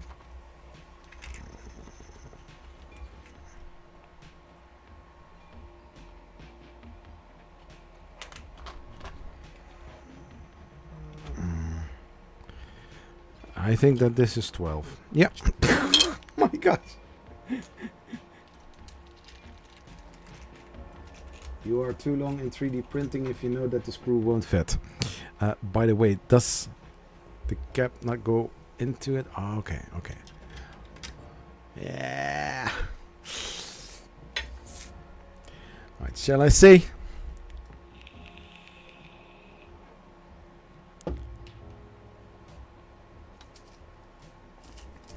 So I've got here a nut.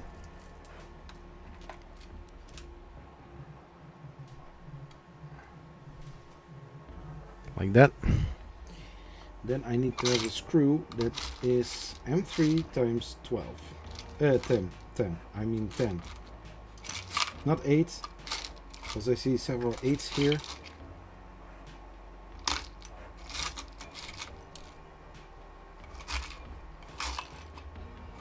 This one.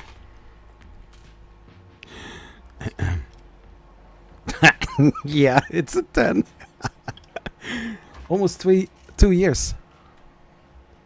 I'm into 3D printing for a little over a year. Almost 2 years. That's nice. That is so nice. So I'm going to prepare.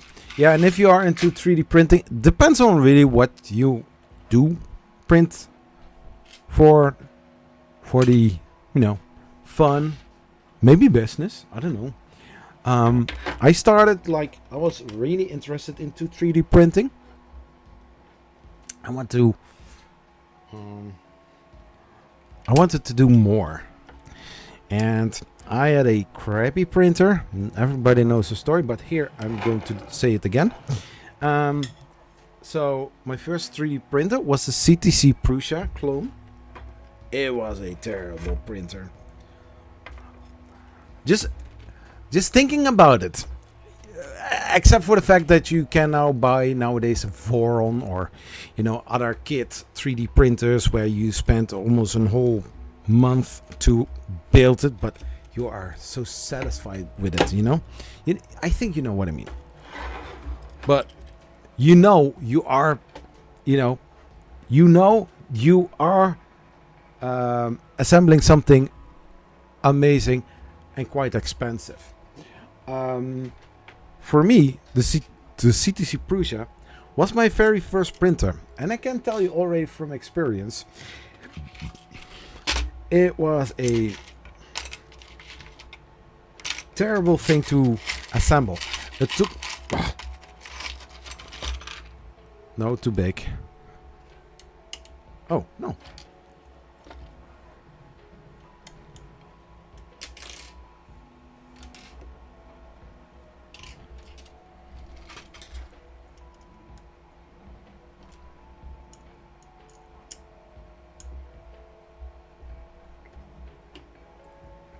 So it took me almost a full weekend to build it, and then it still was not looking as I wanted. So now I need to make the wheels go and work. I need in total 6. 3 on this side, 3 on this side, and then we have this motion. My one print has an Ender 3 V3K. Oh, that's a nice one. Which slicer are you using? Creality Print, or you switch over to Orca Slicer?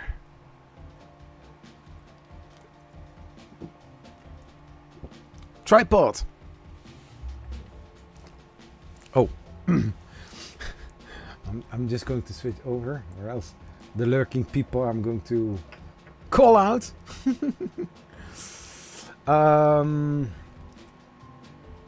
So I started with the CTC Prusa. It's a not even a Prusa MK2 clone. It was the one before. All plywood, fun to build, but headache because the instructions were terrible, very unorganized, and it was not going anywhere. And so I didn't get any nice print out of it. So it was sitting on one of my cupboards in the close to the kitchen, and I didn't do anything with printing after that. And then I saw the printer every single time when I was at the dining table, looking at the printer in the corner of my eye, and I was like, I do want to start with 3D printing, but this one isn't the one. So what did I do? I bought the Creality Ender 3 Pro. It was a whole lot different to assemble because a lot of parts were still, you know, that you had to do something with it. The newer kit was more assembled, as I can remember. But within, I think, an hour, I was, you know, I had the whole thing built. I was like, holy shit, this actually is done. And it's all aluminum and bolts and you don't see all the wires. You see the cable sleeves, but you didn't see any wires sticking out like I did see on the CTC. That was terrible. There was like even a nest of a bird was that was nothing against it, you know. It was terrible. And then I started to find printing very cool and amazing, and I was looking online for certain things, and yeah, and I was thinking like maybe I should do something with YouTube and 3D printing. And the rest you can watch all back on my videos because it's almost always on there. Anyways, Science Sniper, hey Sissy Kid, just subscribe. Thank you for the subscribe. The V3 looks nice. Yeah. Yeah, I always say like the Creality V3, V3 Plus, V3 SE, V3 KA. I don't say any 3 anymore. Or I try not to, but in videos I do need to highlight which printer it is. But then later on I will just say V3 KA, V3 Plus. So far it's looking good. It's a hybrid between the Stealth Press from IconicFAB and the Joe presser from Adam Vector 3D. So the wheels. I did see one here. I need in total 6. And I think they are going to use the same kind of hardware that was with the Ender 3. I don't really need to have any drawings. Hey, Zolon. Nice. Nice to have you here, man.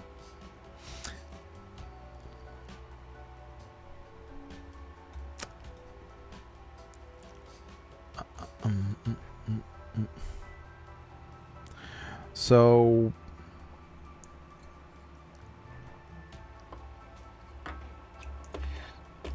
I'm not really sure the parts that I'm going to use for the parts where the motion is. I really hope it's not parts that I'm going to need with the NG build.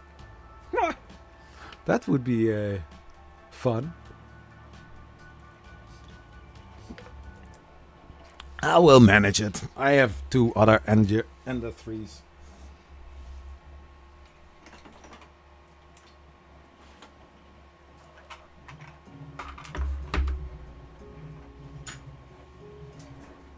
So 2, 3, 4, 5, 6. So there it goes. And then if I'm looking to that, it's a great way to first attach these 2 things together.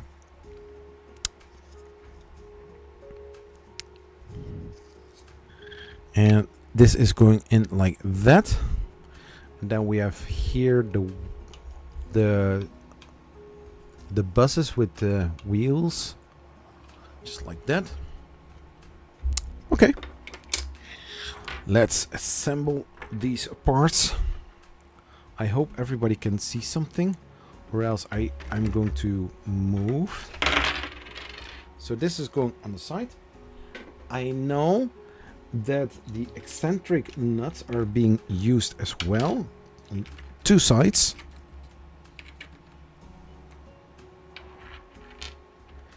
And then I think it are those. Yeah, those are the ones that I need. One.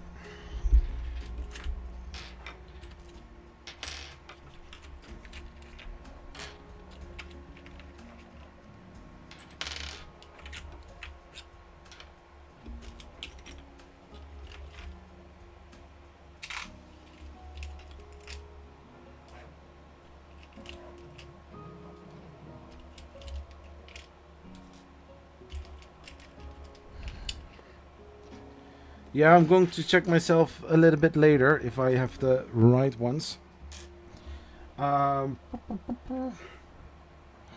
Then the... Yeah.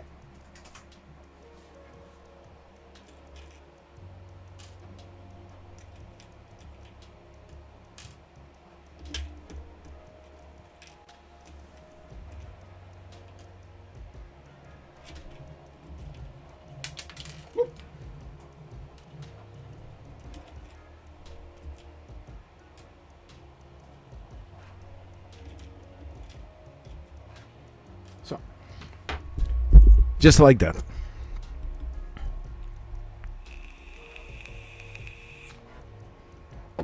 Your X1C has a huge, giant PLA blob. Yeah, if you have a heat gun, I would say like heat up the hot end 230 degrees, something like that, and use some pliers like this, and just slowly remove it, and you will be fine.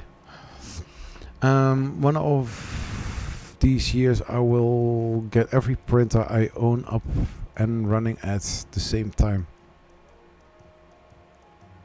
Oh, that's cool, man. Nice.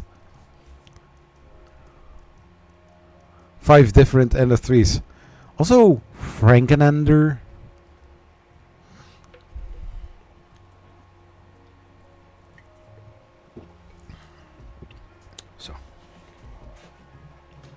So first attach these two parts.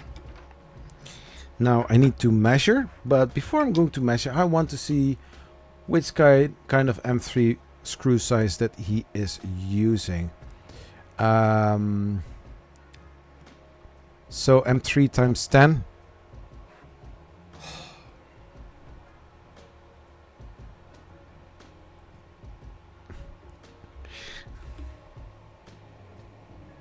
M3 times 10.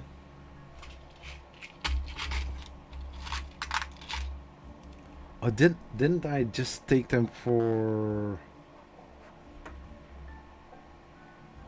that one? Oh my god.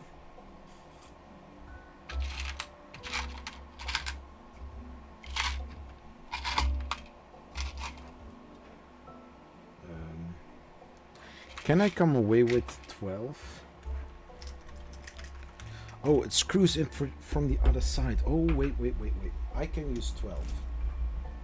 I can use 12. No problem. And using 2 M3 nuts. I don't need the washers. Actually, can I? No. I could do that.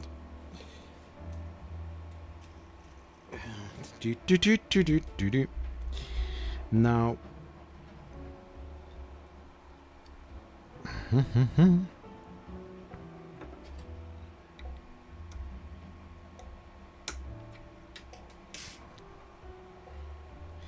Then we are going to use a bigger M3 screw, and then we are going to pull.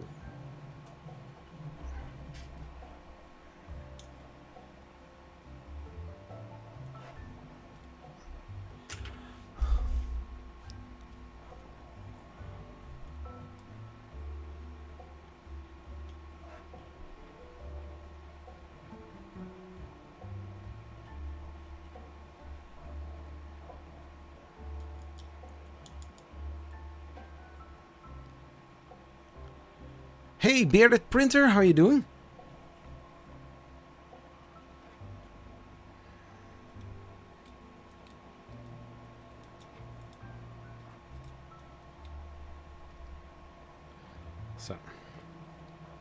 So that was the first nut in there.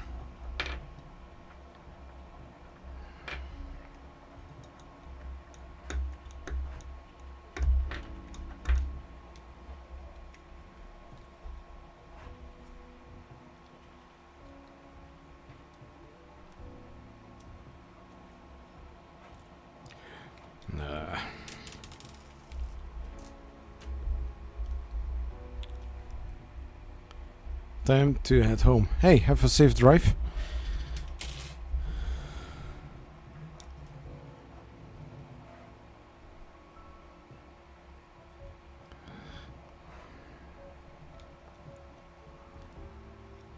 Yep.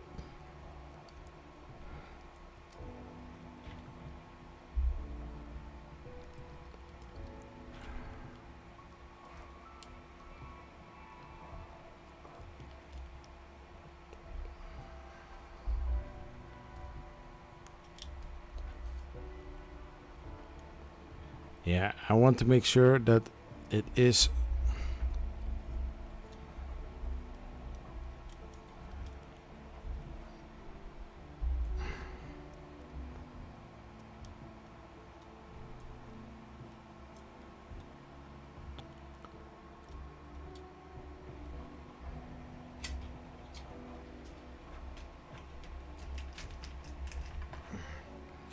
Now, without dropping them out, let's hope, fingers crossed, that everything goes fine. So the belt sits on the front side. What color is that filament? This one is Polyterra red.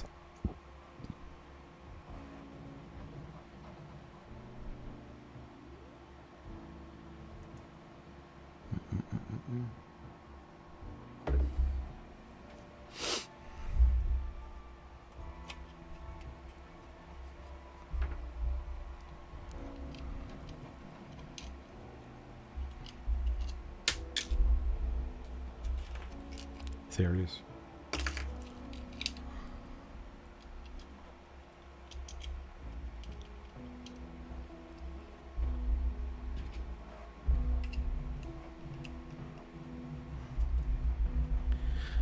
Jose, how are you doing?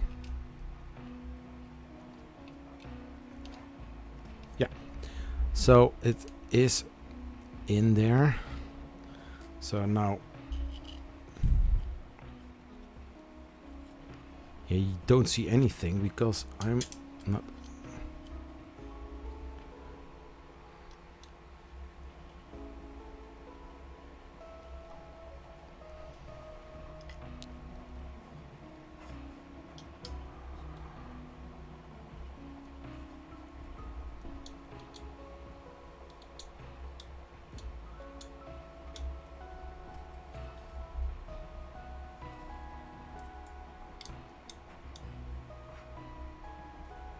So I want to make sure that this is straight.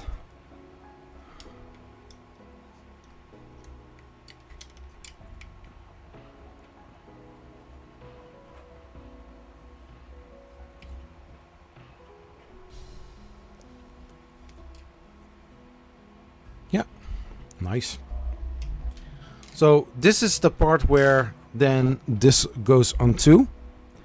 I see that this side, I just resize it so that my soldering iron will fit in there. I need this. This is the top. This is the bottom. So I'm going to mark it so that I know. Because last thing that I want is having it upside down, and Zach doesn't like that.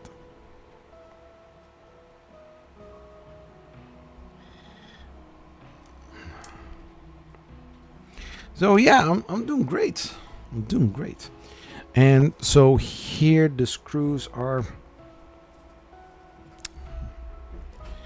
I need more screws. Yeah, basically, if I have here.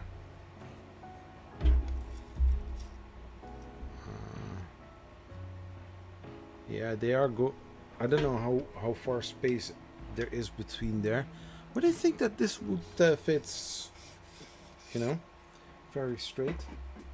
So this is a hybrid between the stealth press from IconicFAB, which he was also here in the chat, and the Vector 3D Joe presser combined, because there are some parts that I do have and I don't want to order something that I need to wait for another 2 weeks on.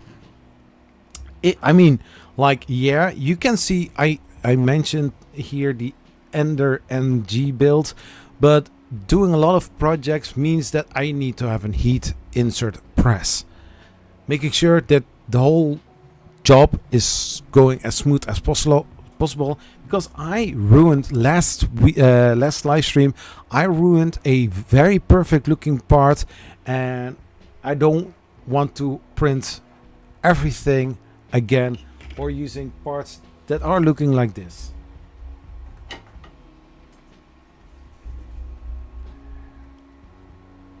It's a sad story because I wanted to use heat inserts, but not having the right tool, not sitting all straight, and I want to see if all holes will, of course after I reprinted everything, if the heat insert holes are matching, because they do need to have, like IconicFAB said, they do need to have a little chamfer, and Is this M3 or M5?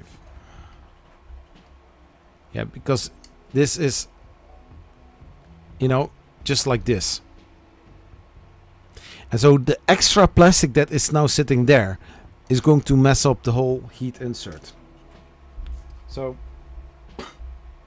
beautiful looking part, just ruined with one heat insert or multiple heat inserts that were not sitting as they supposed to. So, on my Bambu P1S, I am printing orange pet G parts from Polymaker for starting all over with newly printed parts, because the ABS parts are not looking that beautiful, to be honest, and I do want to have everything going well, nice and looking clean. And basically I want to have an open frame, and PLA or PETG is, you know, heat resistant, so I can use an enclosure if I want to. But I will prep it like that I can actually continue and put a enclosure around it. So those two I need to combine. Screw goes in here.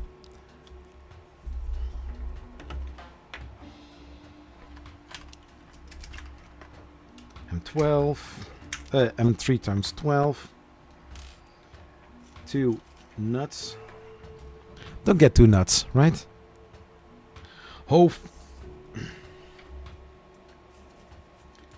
I think in those, you know, kits are coming way more washers than I think I got it. Yeah, I think other people as well.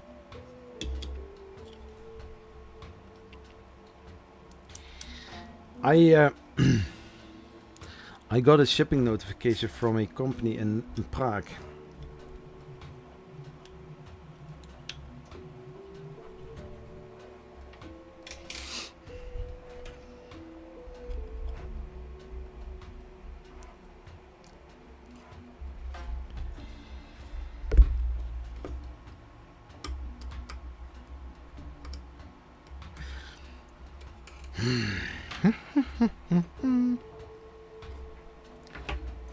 I'm going to yeet it out. Yeet. We take a long M3 screw, we put it all the way in like that, and then you say, but Zach, that is too long. Yeah.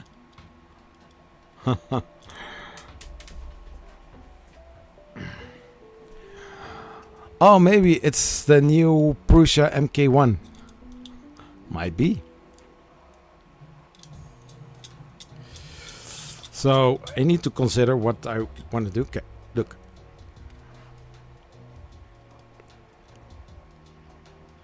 If you have alignment issues to getting the nut in correctly, and you're struggling, don't struggle. Just do it. Just do it. I had so much fun. There was, I think, 2 or 3 weeks we were at the neighbors from across the street, and we were playing a game with music, Hitster.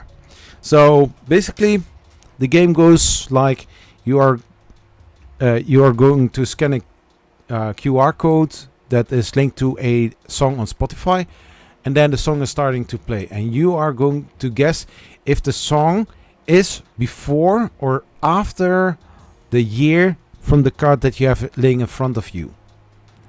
So there is this song from, I think, the 70s, and has like, you know, every song starts musical without any text before it, or maybe it does. But then my friend and I, we heard the same thing, and we had to laugh about the same thing, because we heard the first thing in the song, like, do it. And I was like, Star Wars, do it. Yeah. This is the bottom part, so I need to switch it over. Then we are going to put this on top of it, making sure to have it aligned. So I made the holes over.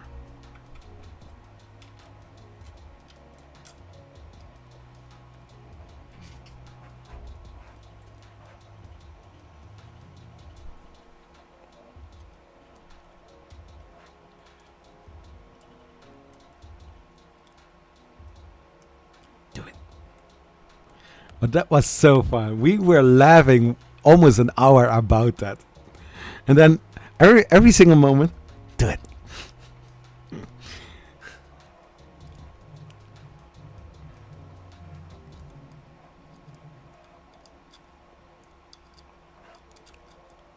So basically the what I did with this tool holder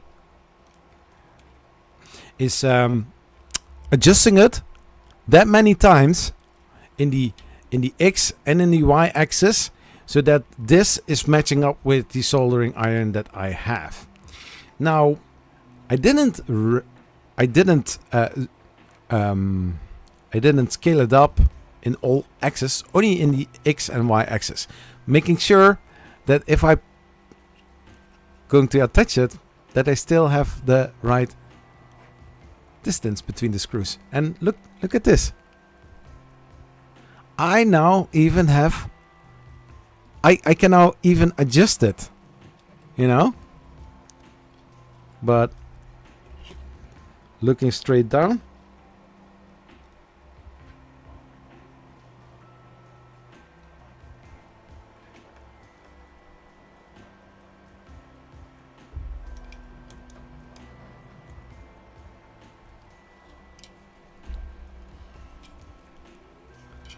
yeah, I mean, like, this is not the best color combination.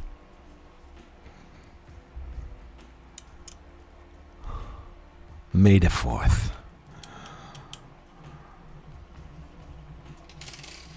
Look at that.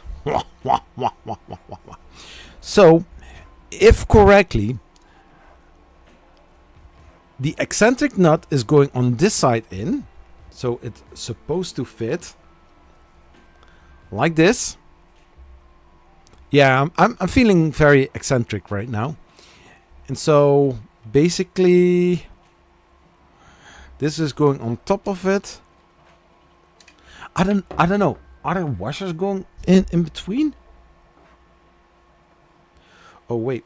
Hold your horses. Hold your horses. Maybe it's the other way around. Yeah. And then this one is going to... What?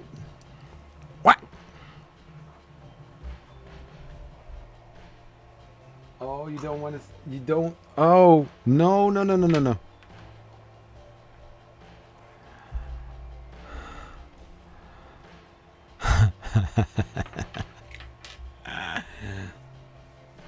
May the 4th.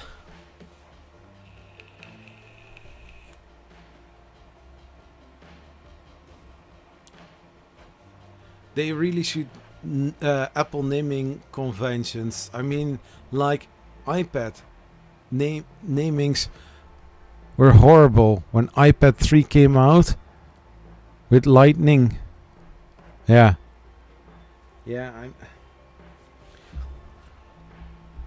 So the basic idea is that the wheel is turning with it. So one of the sides should fit, and so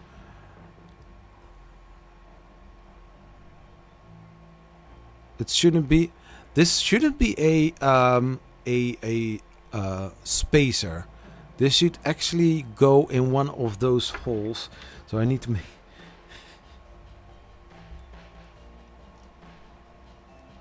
Because with the plate, if this should fit right in here, right? And I'm going to turn it. That would be still like that. So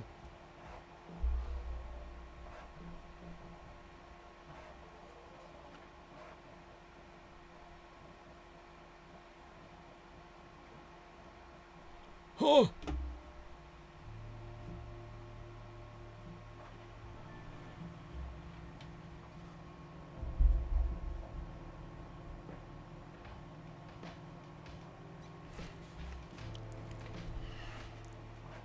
I just got some filament. Oh, nice.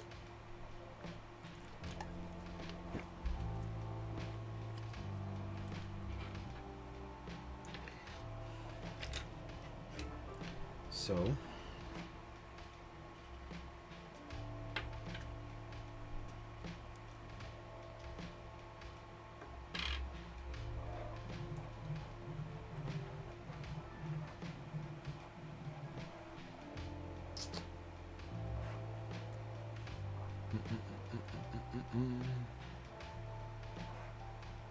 Because if you are turning it, you are turning the wheel also a little bit close, but not too much.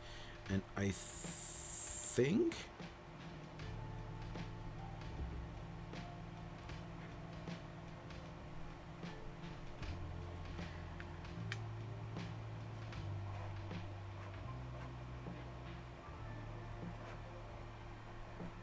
yeah, so I need to find one of the bearings being big enough to fit this in, or else it doesn't have any purpose. You need to press the wheel against it. Yeah, exactly. So there should be 3 wheels in here where this should fit in, or else it's just a spacer without any purpose.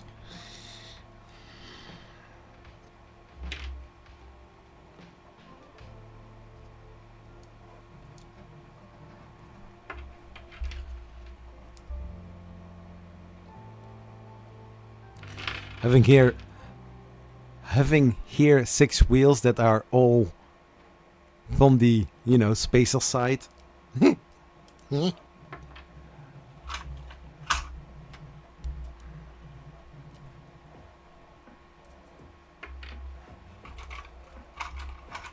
Oh my gosh.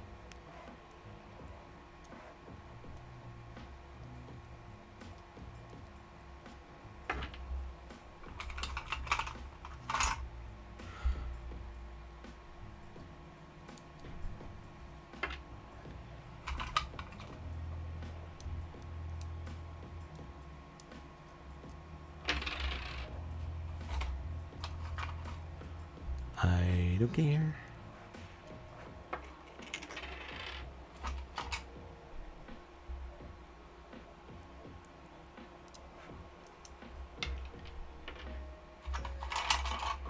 So basically I have now all the wheels here, so I'm not seeing something correctly.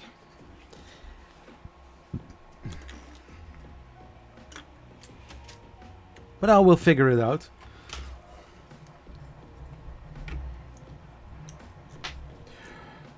Oh my gosh. Yeah, so this is magnetic, and every single time I'm...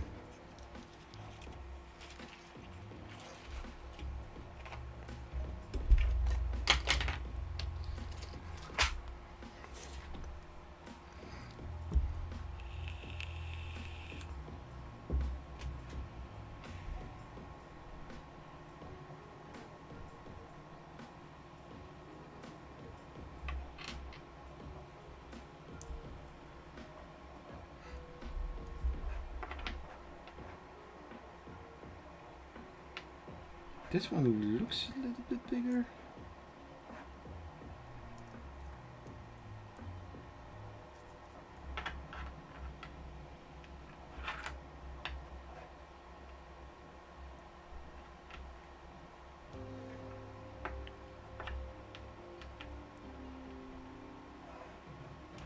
Yeah, those spacers.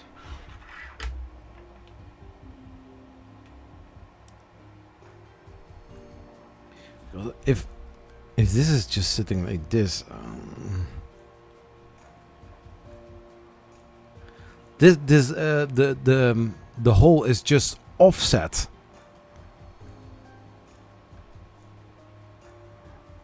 But can it be? No, wait. Can it be that because there is tension on the bearings, and you're going to twist it, you're basically moving the whole thing. And I need to make sure that this is sitting in correctly, just like this. So it is then a spacer. Wait, maybe I'm providing myself the answer. So this goes in like that, then goes this on top of it, and then the nut like here.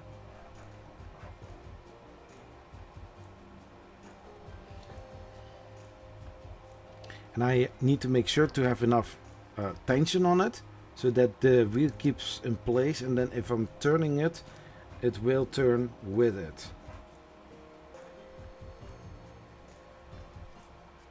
I think. Nope.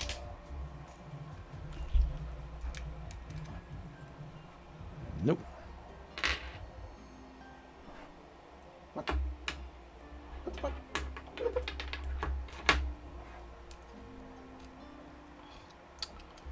Oh!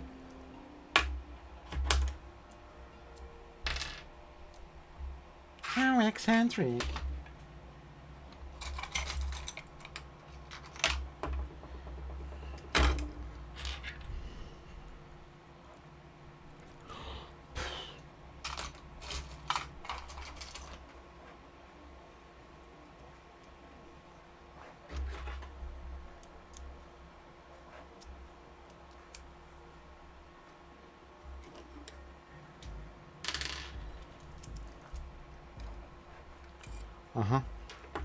So, and I need to have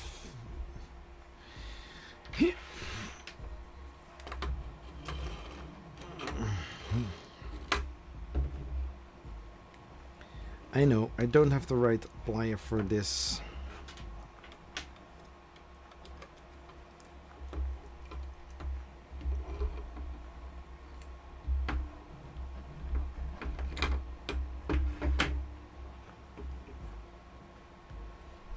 We will see what happens. We will see. We will see.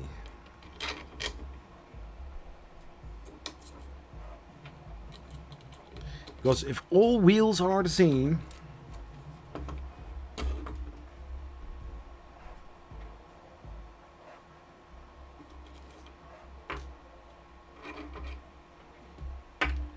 come back. Come back.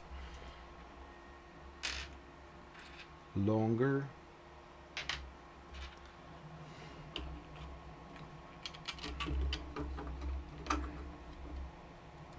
Whoop.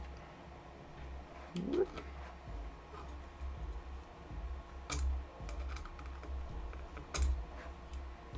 Ooh.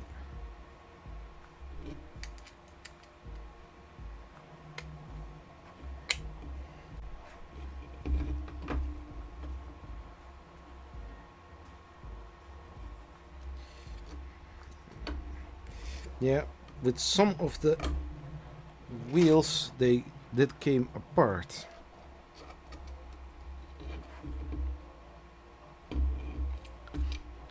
I always thought that they were in one piece, you know, but they are not. Now I'm using this as a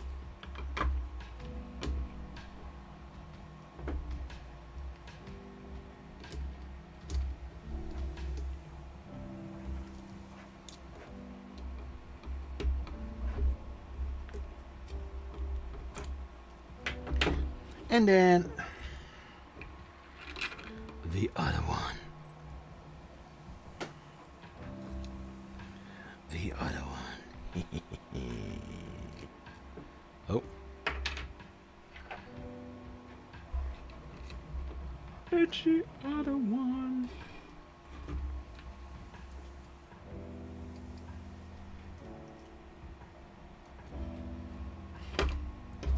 I mean, I think I need to do it like this.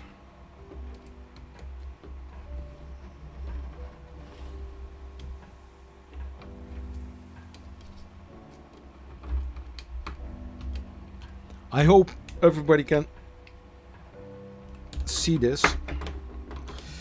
Huh. Now, well, this is one part. And then we are going to check if it rolls.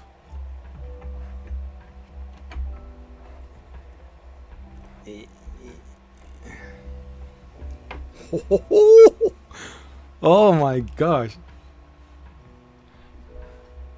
No wiggle room.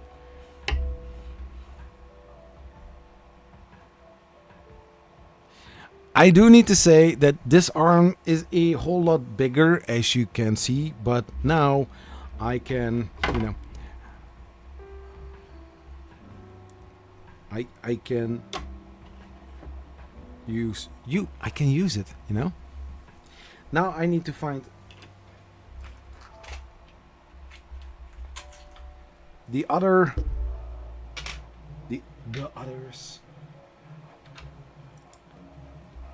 I have now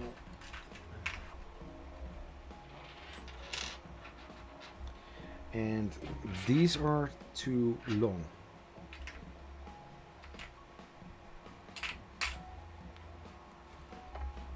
So this is looking great. For the other side, also here the same thing. We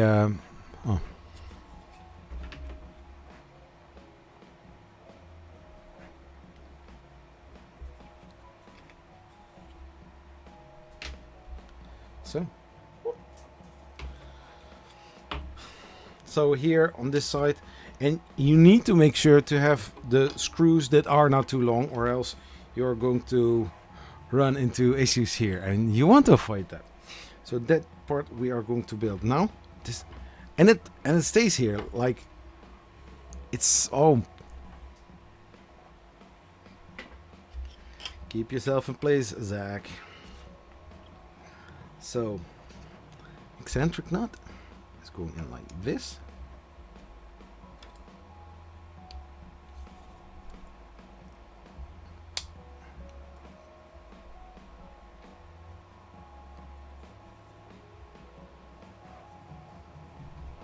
And then screw in like that. Like this. And then the nut.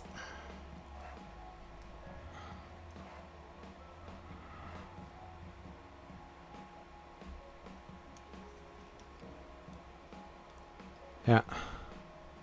You can't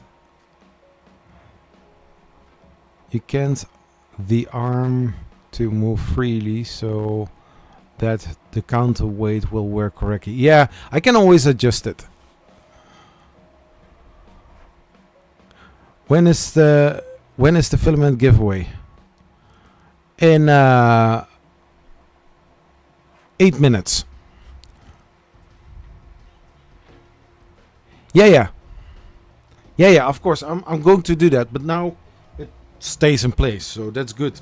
I can always adjust it a little bit, so no worries, man. No worries.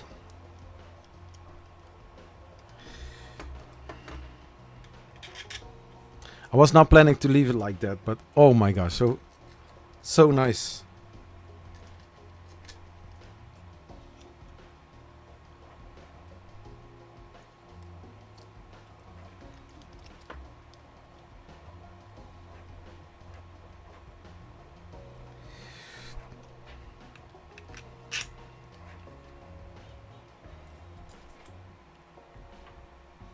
I mean, I'm building it, well, looking at the drawing without any instructions.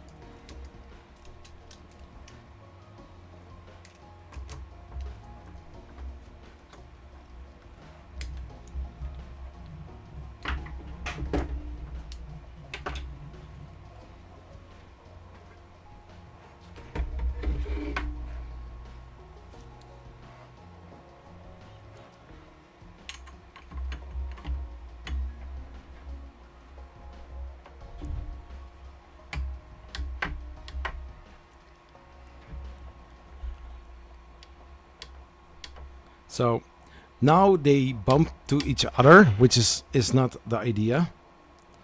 So first this one. I'm reusing parts of the Creality 3D printer, huh? So it can be that I'm not using the...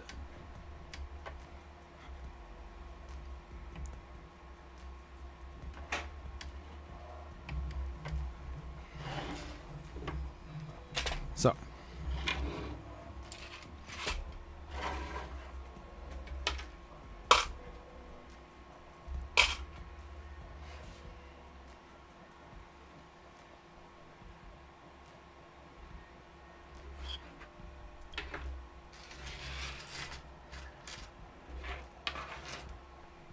I've got some time, right?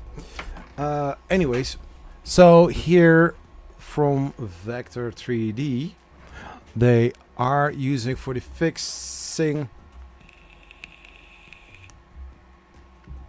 So in total we need 6 and 2 here, but I'm not following the complete same schedule, so or same, you know, bill of materials.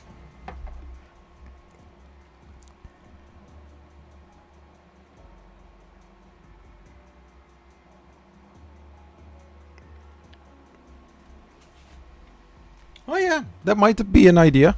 That might be a good idea. Thanks. Oh, actually, he has it like that.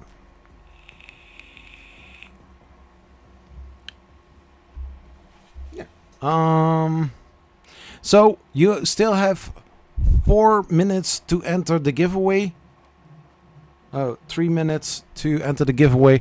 Then I'm going to close the form, and I'm going to run a little ad from somebody. So when it comes to 3D printing, I always like to use Polymaker, and especially their new Panchroma filaments. They are amazing, and I still don't understand why not more people are using Panchroma from Polymaker. It's the best filament, having also a lot of colors. Look at how beautiful that looks like. My gosh, I know, Zach, I don't know where he is, he just left. And I thought, like, why not making a little advertisement of Polymaker? Go to polymaker.com and get your Panchroma or many other amazing filaments from Polymaker. I know, this sounds a little bit sketchy, but trust me, if you are looking for some filaments, don't look any further. Just head out to polymaker.com or maybe Panchroma. Oh, let's head over to that. Let's copy one of your amazing spools and say hi from Polyfil.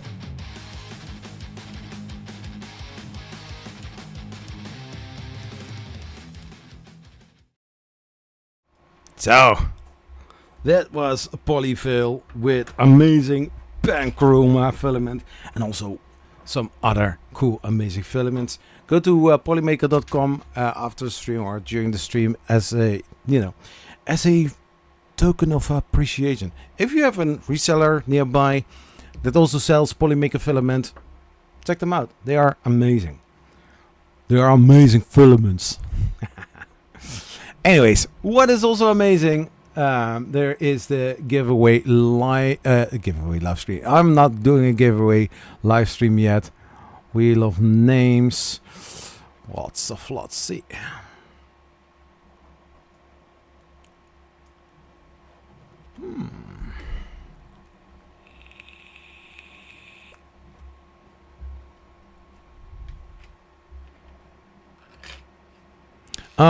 Let's read the chat for a few more seconds. I think you have put the two at the same. Yeah. Yeah, I'm still working on it. Somebody entered twice, but I will filter it out.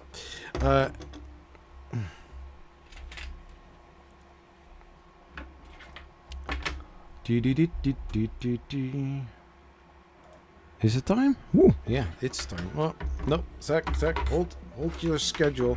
Hold your schedule. And the form is going to close in 3, 2, 1. No more entering. So if you couldn't enter, yeah, I have seen that. So I will make sure that everybody's entered once.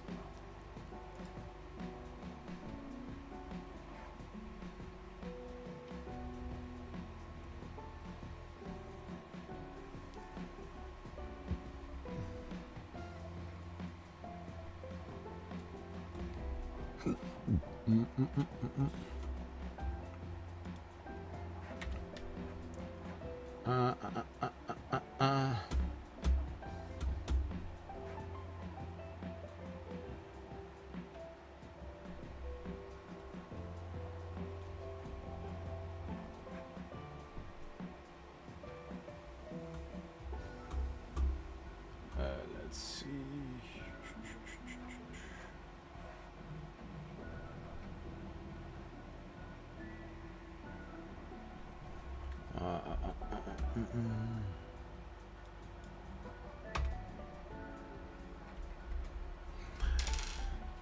So,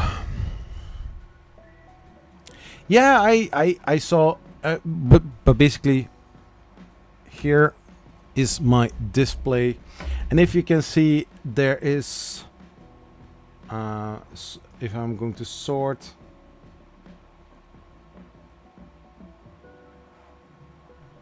the one tripod. Cool.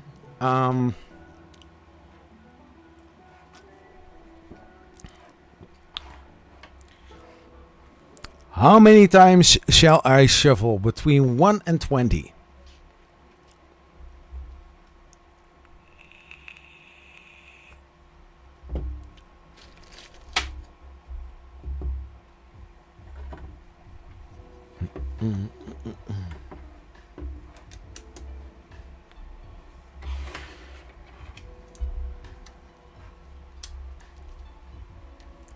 Where are you?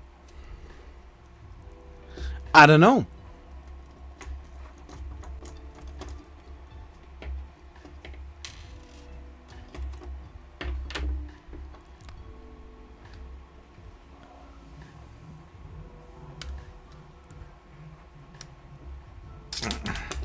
Whee!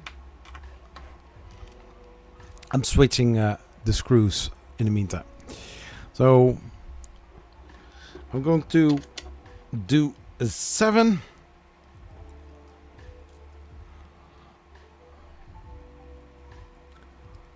Science Sniper, you are in as well. Skull Army win last time. So, like mentioned, if you already did win some previous weeks, I have here a list. I can see exactly who won when.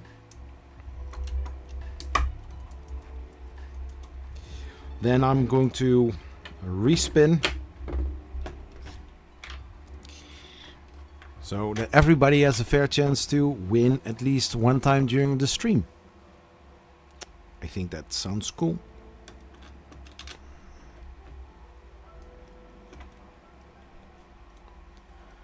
So, yeah. So, everybody ready for the spin of the Wheel of Names? But first, we are going to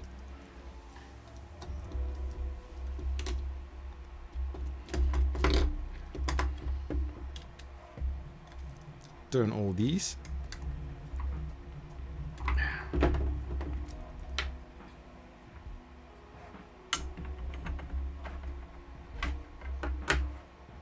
So, bring the other one in. Let's see if they interact with each other. No. I only need to do one side. You won last week, I know. So 7 times shuffle. 1, 2, 3, 4, 5, 6, 7.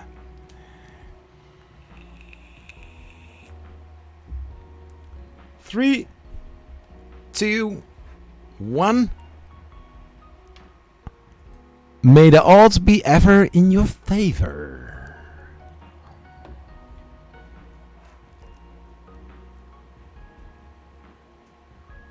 André Villay. Villay? Are you in chat?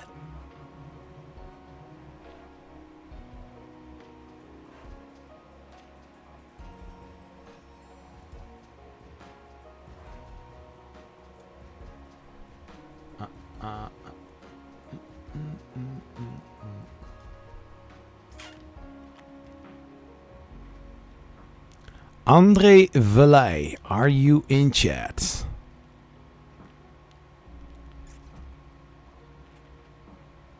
André Oni, okay. Remove. Whoop. So, André, congratulations on winning a spool of Polymaker Filament. You are living in Portugal and you think like, hey, can I get a spool of filament there? Yes, you can. In the US, Canada, you will get a coupon code, a discount code. For the other countries, Polymaker is going to make sure that you will get a spool of Polymaker filament. The price is up to, I believe, $35, euros, I don't know, but not like those fancy engineering stuff material. But hey, you can get some amazing Polymaker PLA or PETG or even ABS if you want to. So that is amazing. So congratulations on your winning. I will reach out to you after the stream. I will send you an email.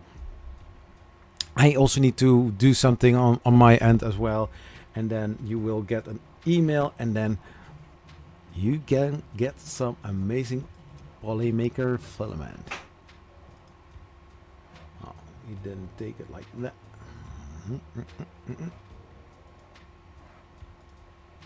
Yep. Thick one there. So yeah, I keep track here. It's basically the same Excel sheet that is or spreadsheet that is being added the names to. But I can see from last week Tunkai did win. The week before was Skull Army. And before that it was Dream Void.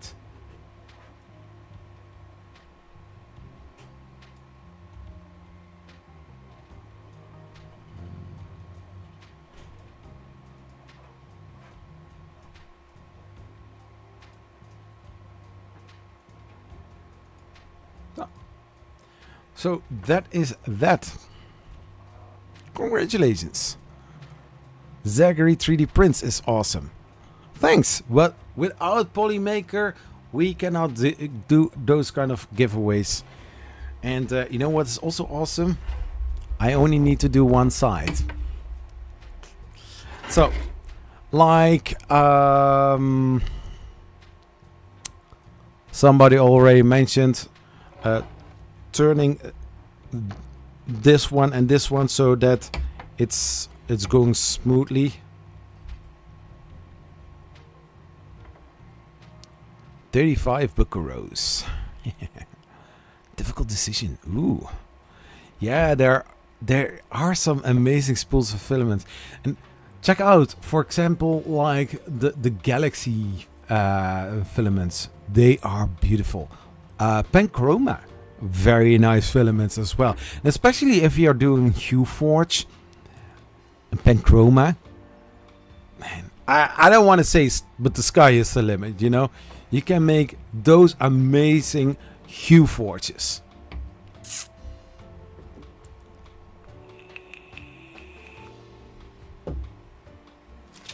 I mean, for 3D printing, I think a warehouse filled with filaments, different colors, different types, I think we are in a candy store.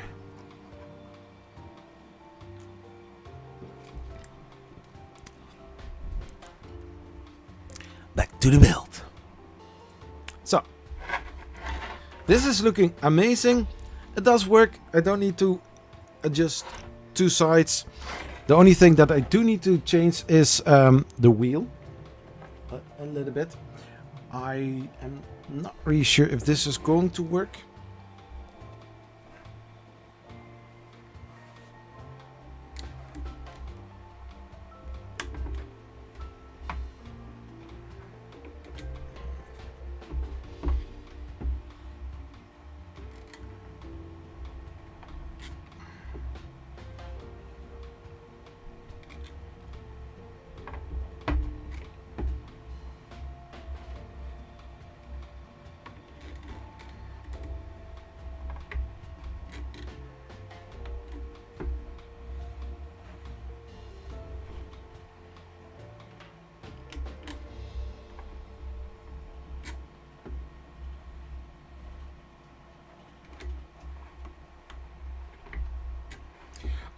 I know that I have a spanner for this laying somewhere. I like more utility parts like you were doing. Yeah. I like this. But once in a while, I also like to print some nice figurines, models, statues, stuff like that. There are so many things that you can print. I actually never printed helmets, so don't be looking weird when I'm appearing somewhere in a live stream wearing a helmet.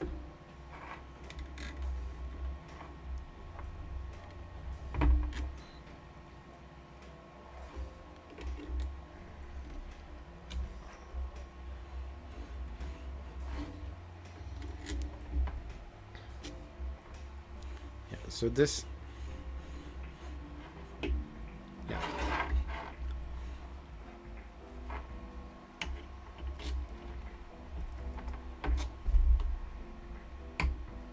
Yeah, nice. You need the belt in place, trust me. What? Yeah, of course. But the belt I need to put in there once I have, you know.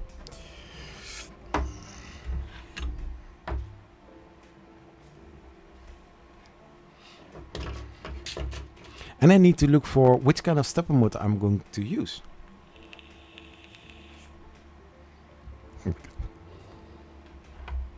This is looking so amazing.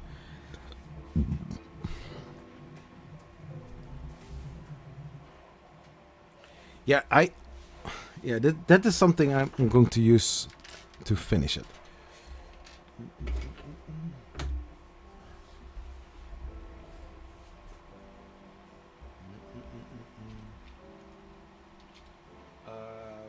I did see a belt somewhere, but I don't know.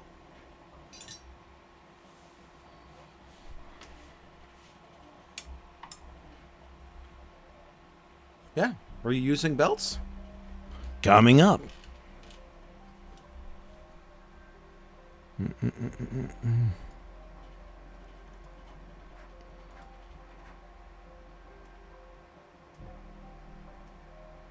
And he has also a stopper, so that the whole thing is not collapsing all the way down. But I do need to make it that this part is equals with this, you know. This is basically a whole DIY thing. So if the tool is, I don't need to do that yet.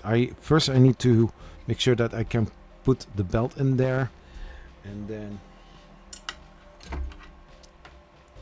You need to go. Science Sniper, have a nice evening. And see you next time. So yeah. Reusing. So I think like this. I can also use more and then really clamp it. I mean, it's not that hard.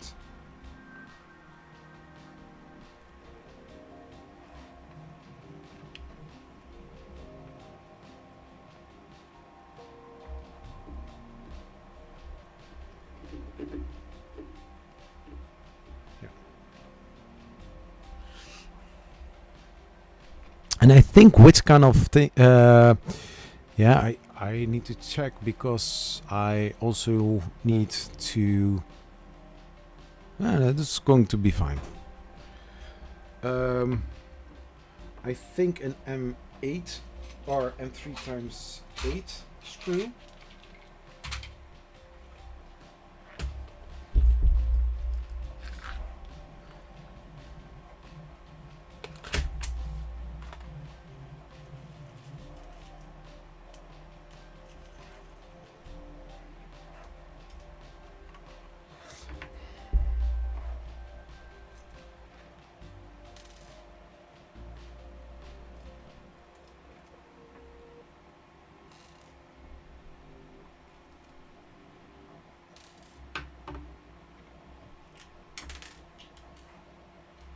I think that these are two.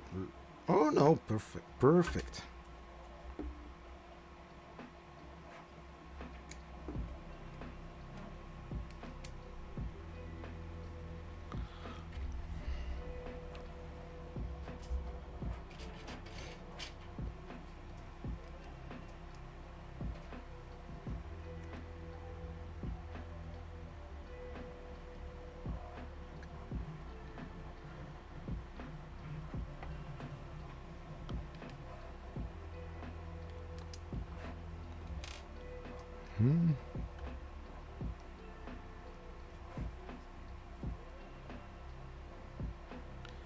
How is this?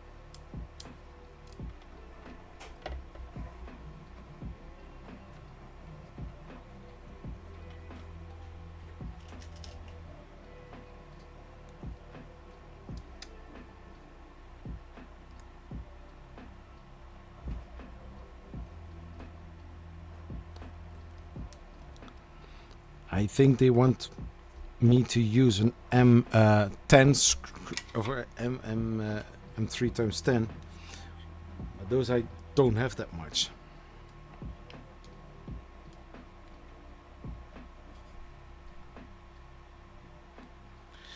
I mean, if it fits, right?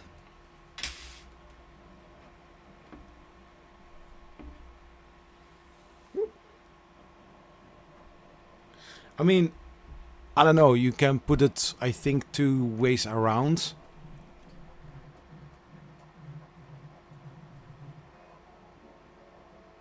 Yeah, I think I can. Doesn't say that you have to have it like tooth on the outside or tooth on the inside, but I think that this is, you know.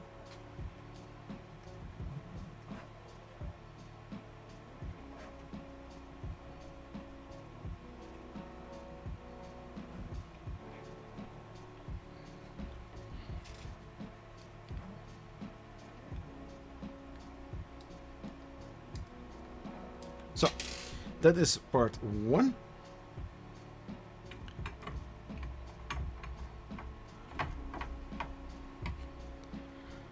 Because I need to loop it over it.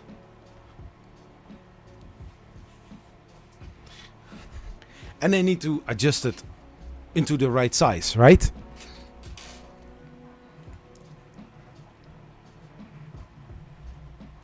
That's what she said.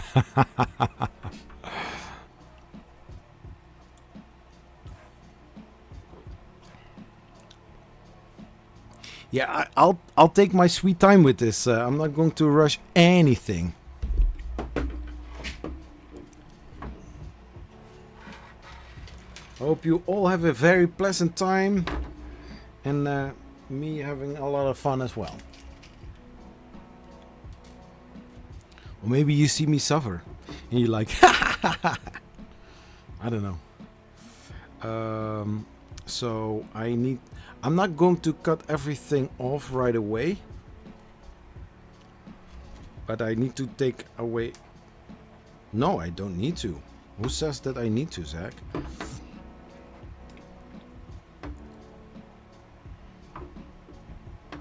First, I need to make sure to have the belt.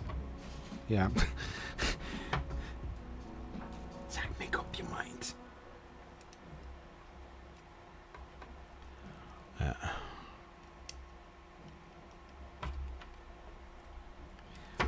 Yeah, basically the whole purpose of the live stream is to have fun, be entertaining, helping out, learning stuff, you know.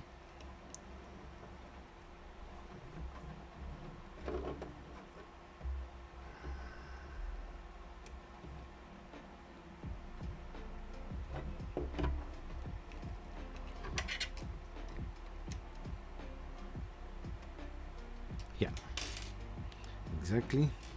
I'm going to use another M3 screw in order to pull the nut more inside.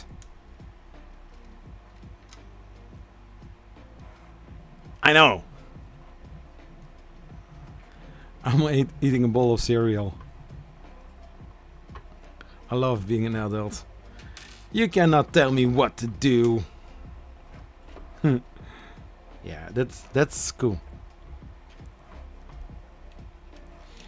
And basically the whole thing is like, you know, kids have to learn that if we as an adult do something, it's because we can. And they just need to listen.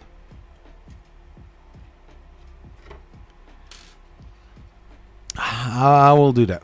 I will do that. So basically, this is the maximum because of, you know, this. This is a hybrid of two presses. One part is basically from, you know, the stealth press from IconicFAB, who was in the stream. I didn't see Adam from Vector 3D. But basically, I need to have a little bit more here, but I also need to have some room to put some more tension on it, you know?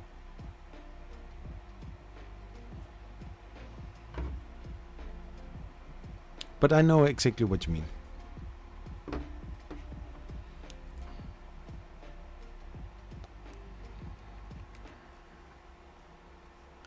So, I hope I can put the belt through here.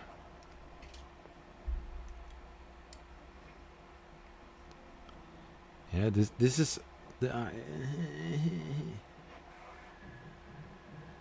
yeah. Yeah. I mean, can I use 12 and get away with it?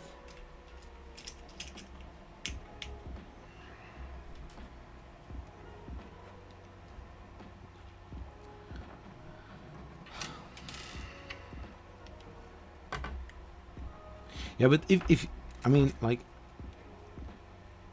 yeah, the screw.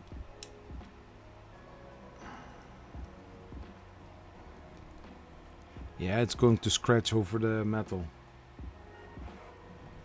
12 is too long. Dang it. Yeah, and I don't have 10 in there. What size is this here?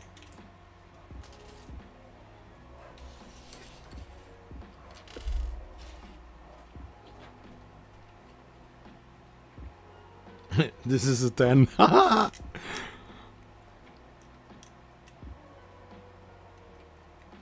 Slightly in, then opening this up, putting the belt the right way in without having it, you know.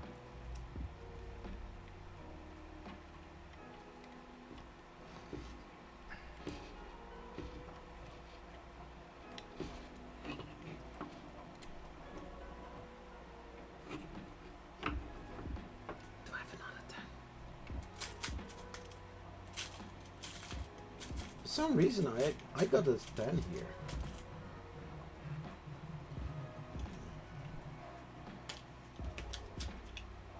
Let's see how far I come with this one.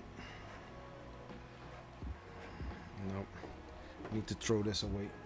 There's some because the you know the dividers were all loose, and I had to sort everything by hand. So yeah.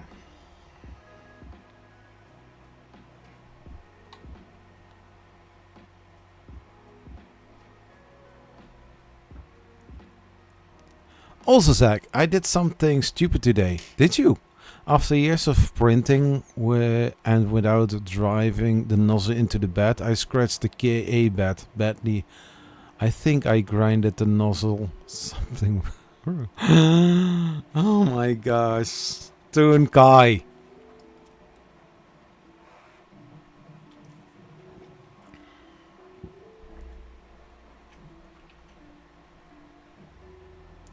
Toon Kai, what did you do?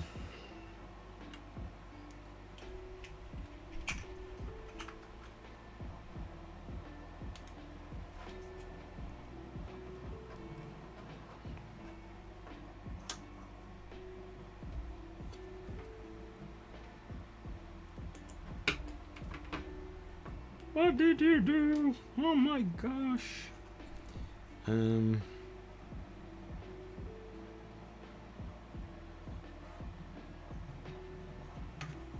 Yeah, I think these are M5.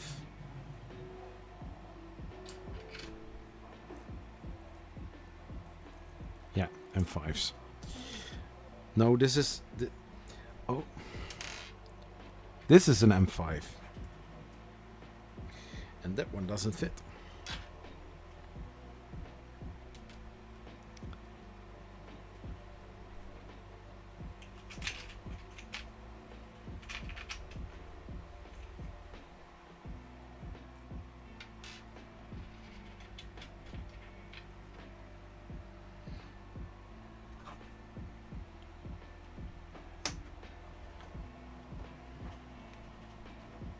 Dude, which you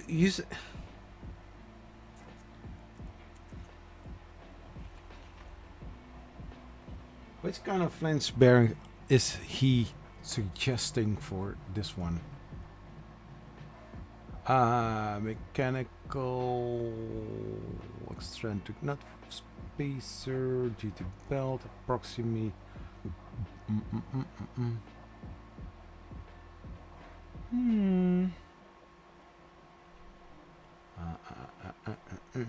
Fixings. Other.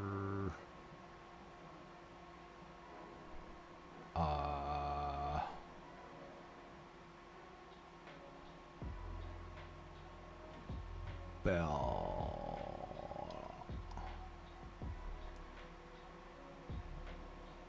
Broken. Yeah, soldering iron, heat and tip. For the mechanical,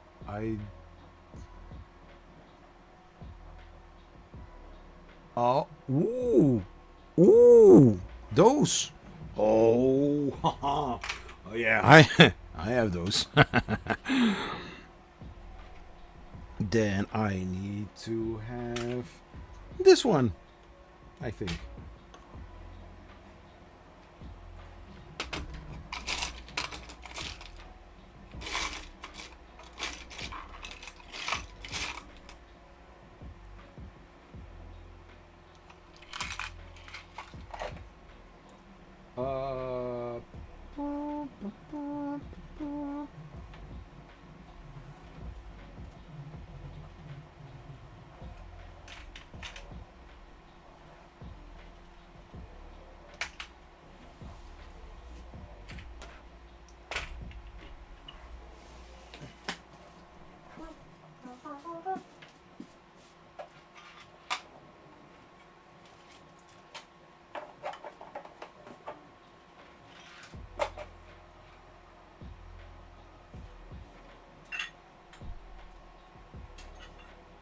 Where do I have this stuff? Spare parts and upgrades.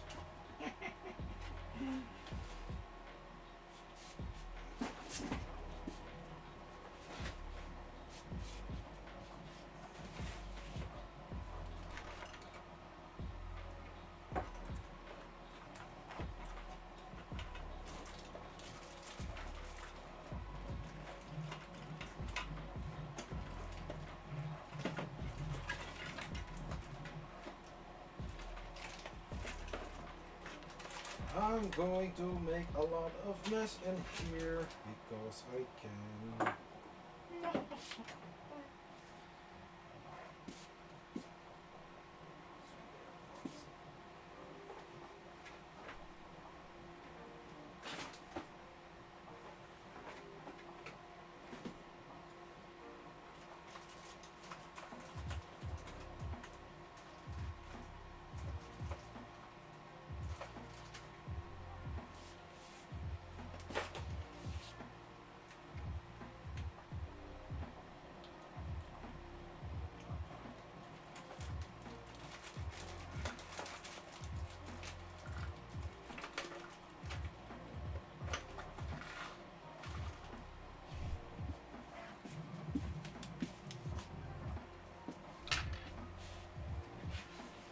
So, also Zach, I did, ordered new nozzle and a proper powder coated PI sheet. Prints fine, but I hate the look of these scratches. Yeah, it's,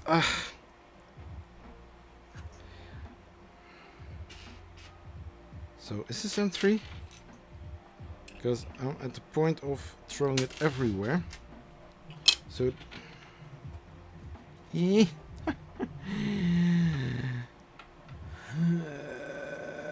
fuck. What? I didn't see anything.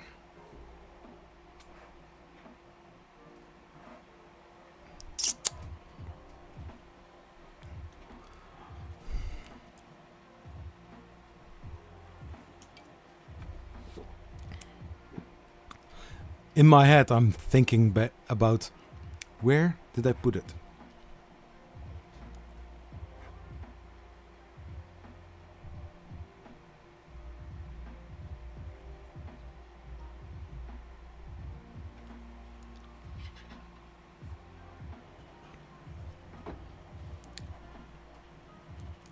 Yeah, the thing is,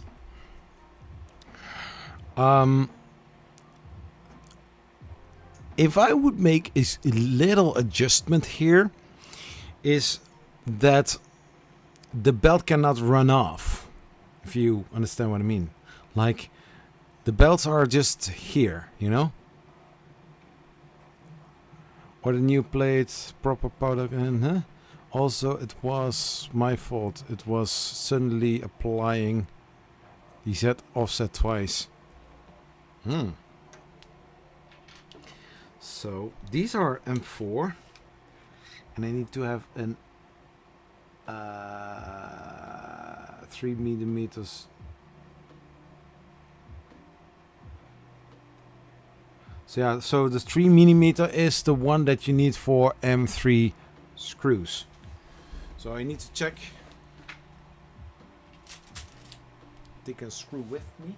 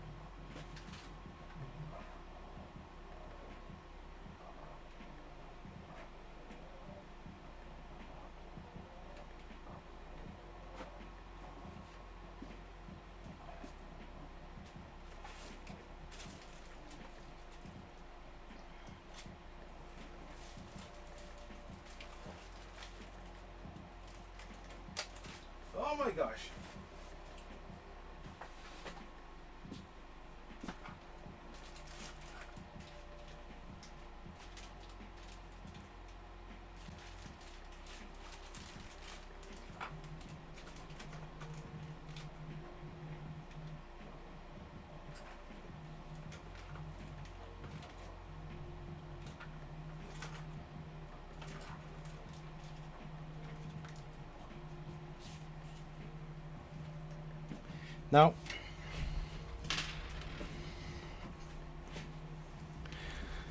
oh my gosh. So I don't have the right idler. So the inner side needs to be 3, like I have here. So this is it fits like this, but this one has teeth. So it isn't a problem. It will work with this belt. But the thing is, these are the ones that you need to have. You're going to bed? So I am going to use 2 of those. And I call it as it is.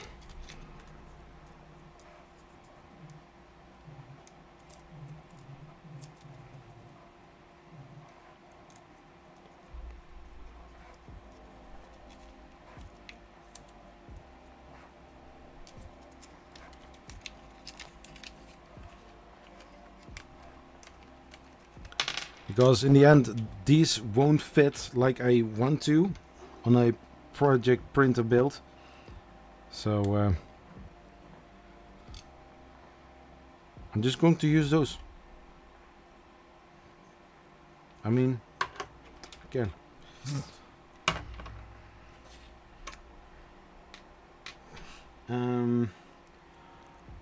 For the screws and 3 times 20. 20.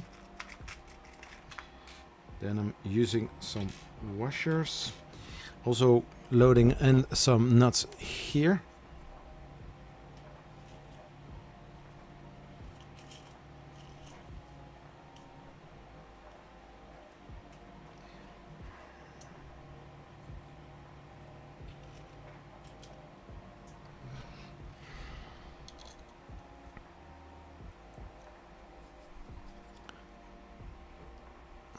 Yeah, you're welcome. Ah.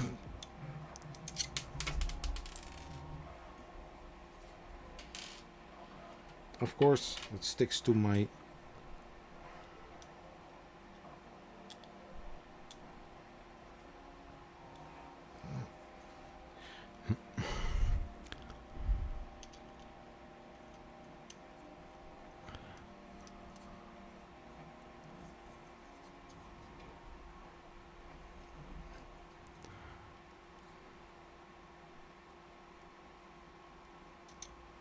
So, these are both 20.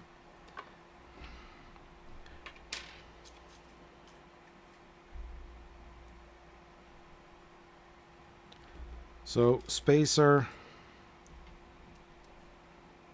this thing here, and then this thing.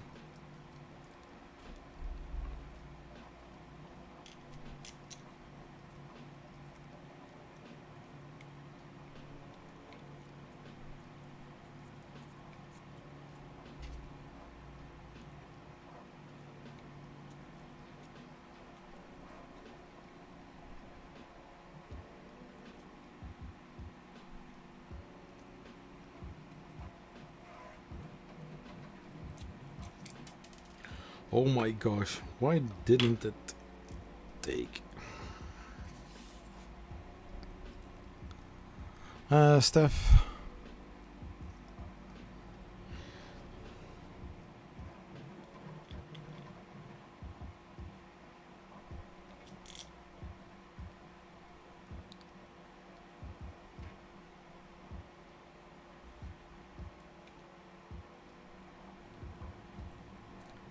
So the 20 is a little bit too short. Then we are going to go for the 40 then. 40. 25. Oh my gosh, Zach.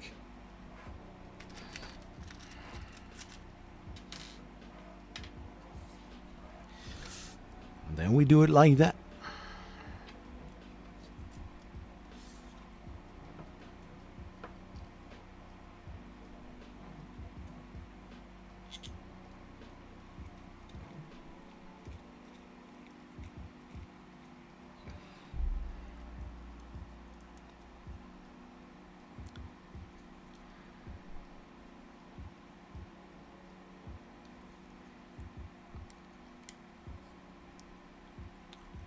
but I feel something, and I don't know.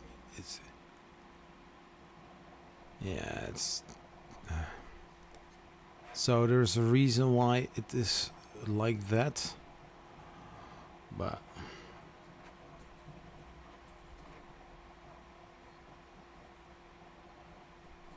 yeah. So if I put more tension on it, then it, yeah. Ah! No! Yeah, this is how I do things.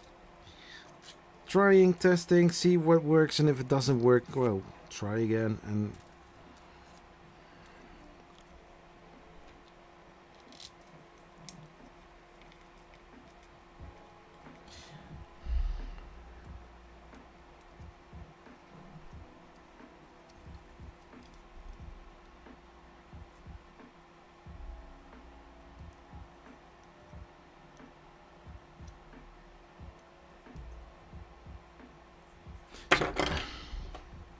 so this is also too tight.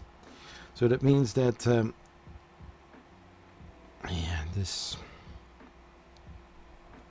I will leave it like this, and I need to find some 2 new idler wheels, or maybe I have them somewhere and I find them for some surprising way.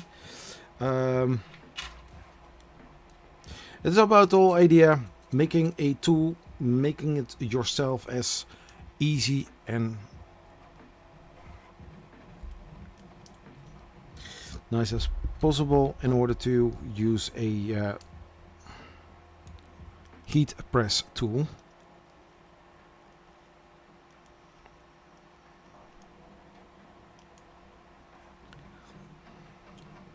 So basically like that. I don't know, it doesn't really matter on which side this is.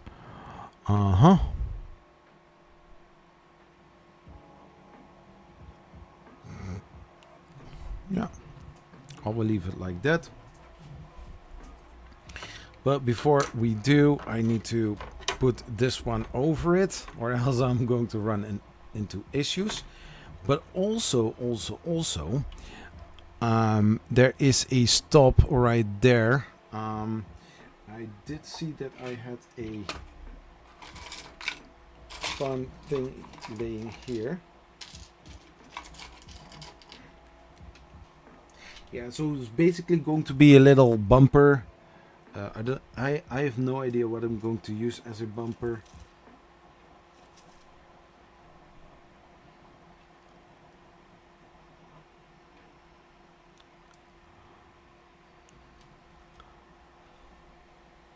So, I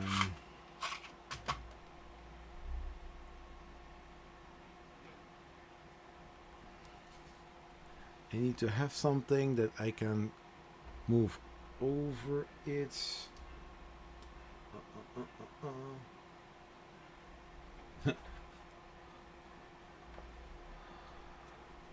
I mean, like, why not? I could do that. It's not an official thing from the project, but I'm going to do it anyways. How about that? I'm a little rebel. Oh yeah.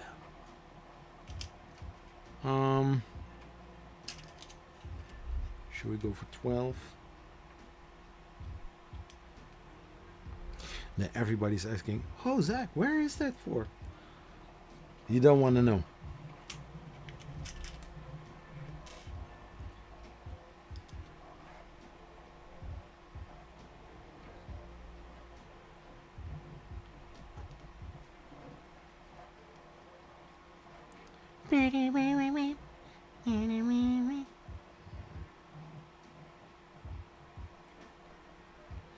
Then we shove this in here.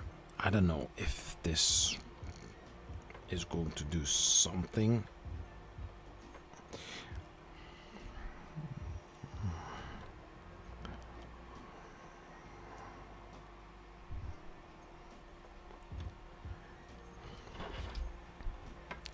This should be a, you know,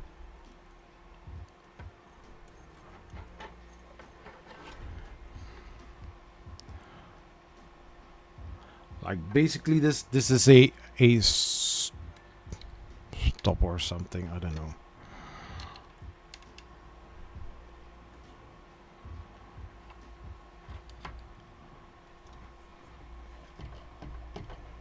Yeah, something like that. Then we are going to put this on top of there on this side.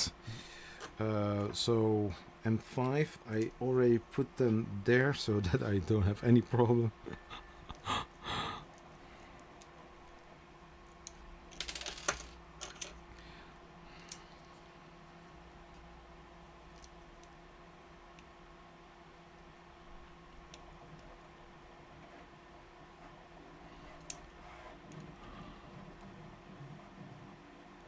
Yeah.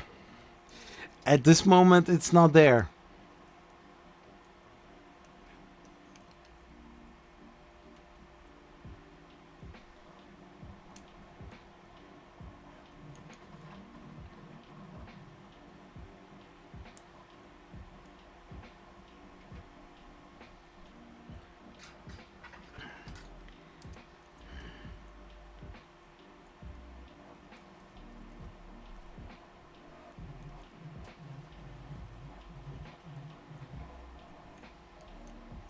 Is it in there or not?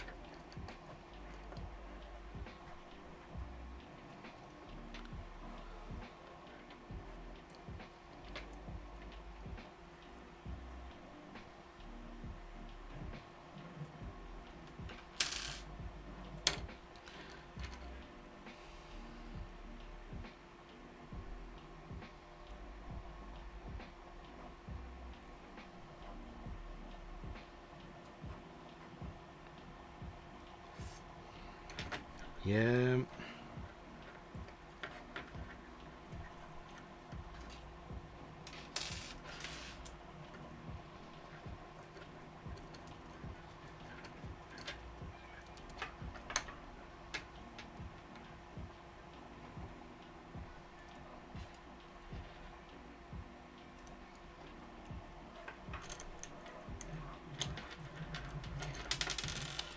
Oh my gosh.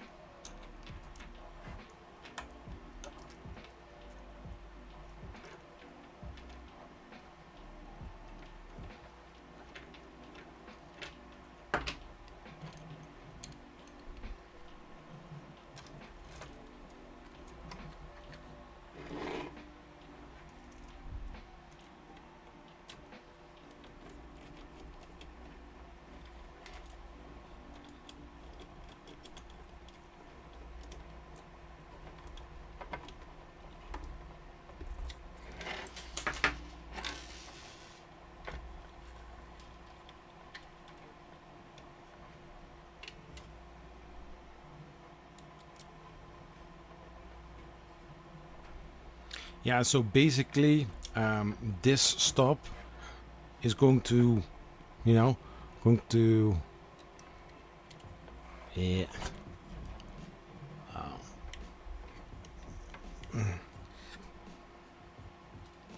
Now I need to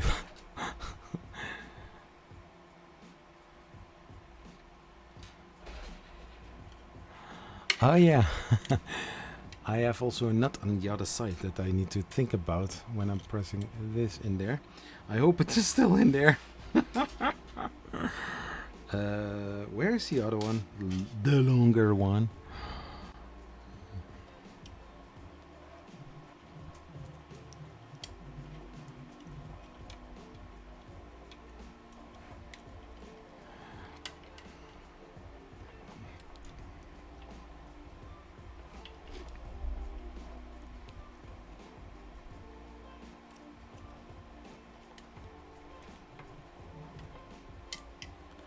Oh, did it take?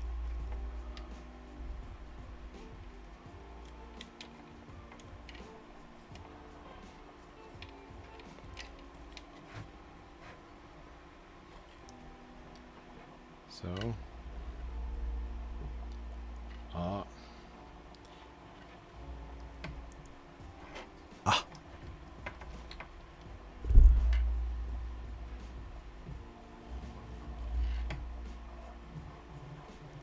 So a little bit loose so that I can pull a little bit more on it. I hope I can tension it like that.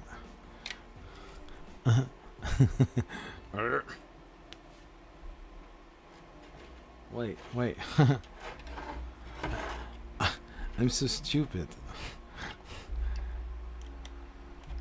I'm tightening this part. Yeah. And the one that is easier to reach, there I'm going to pull on. So here, I'm just untying it a little bit. And then I hope with this one I can pull a little bit to it. To actually... What?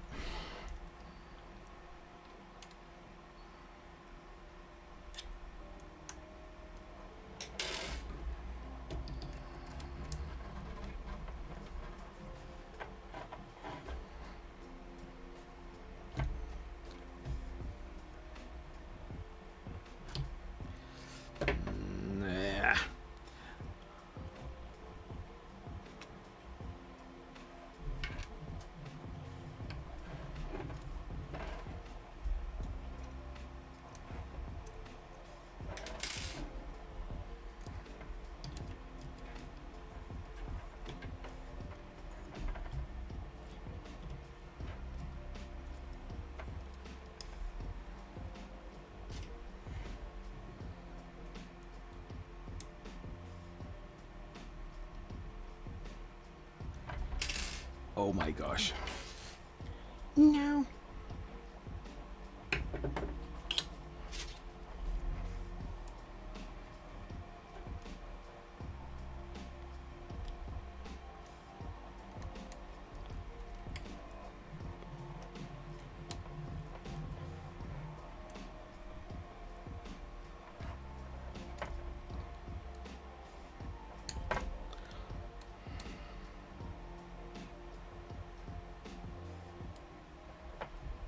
So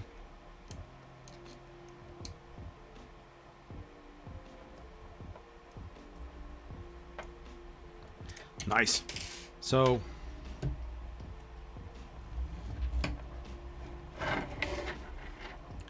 I think that this would work, right?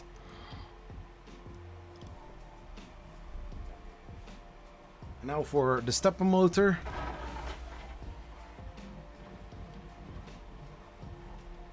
And these should be like 8.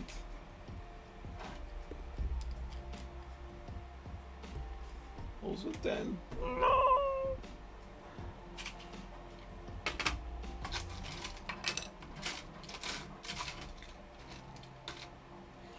Oh, actually, if they are a little bit bigger, doesn't really matter, but I only need 2.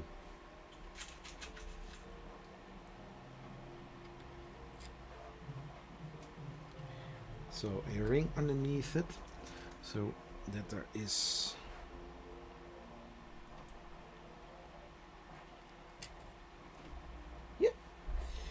so oh, here I have another one.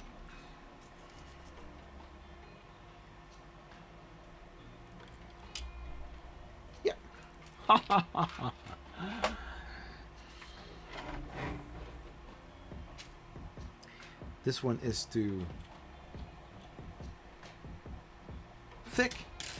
Too thick. Too thick.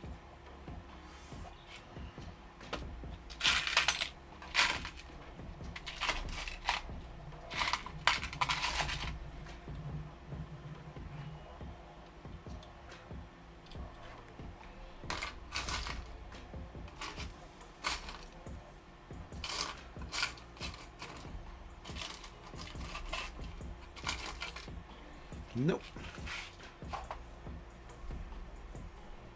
Nope. Huh. Too big.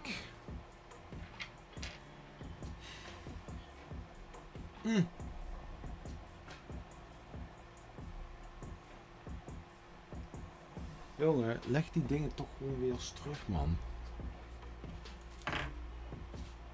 Not that.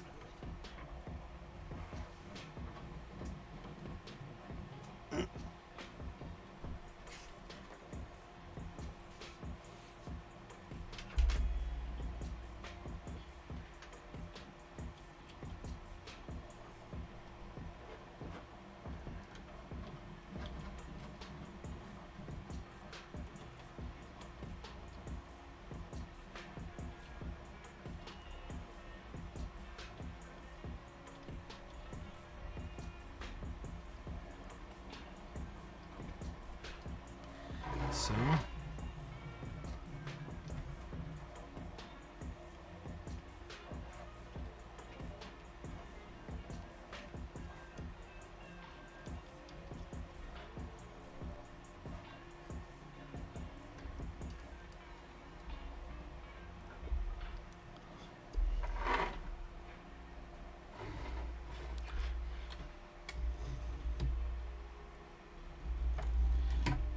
There is still some tension on there.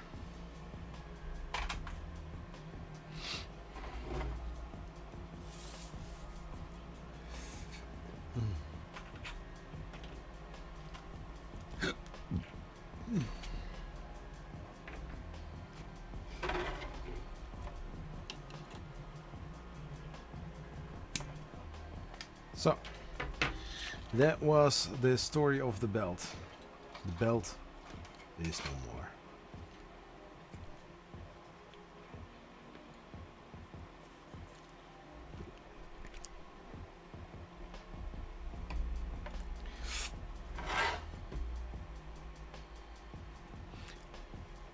So the only problem that it has is that it is now still very tight. Oh.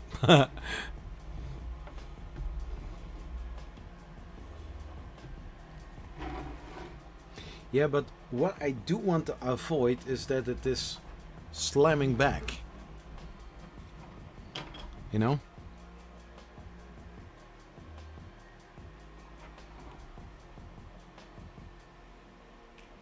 Then I have this cover and this cover. Tell me in the chat which one should I use, because officially the soldering iron is like here, so this hole doesn't have any purpose at all. So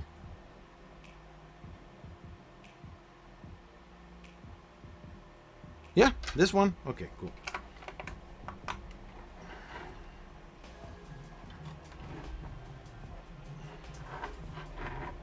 And let's see, if I put this underneath it, that would...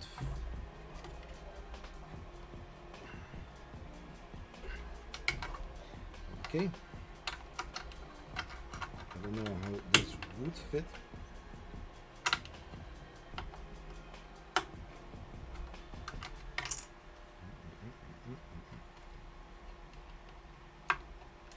Ah.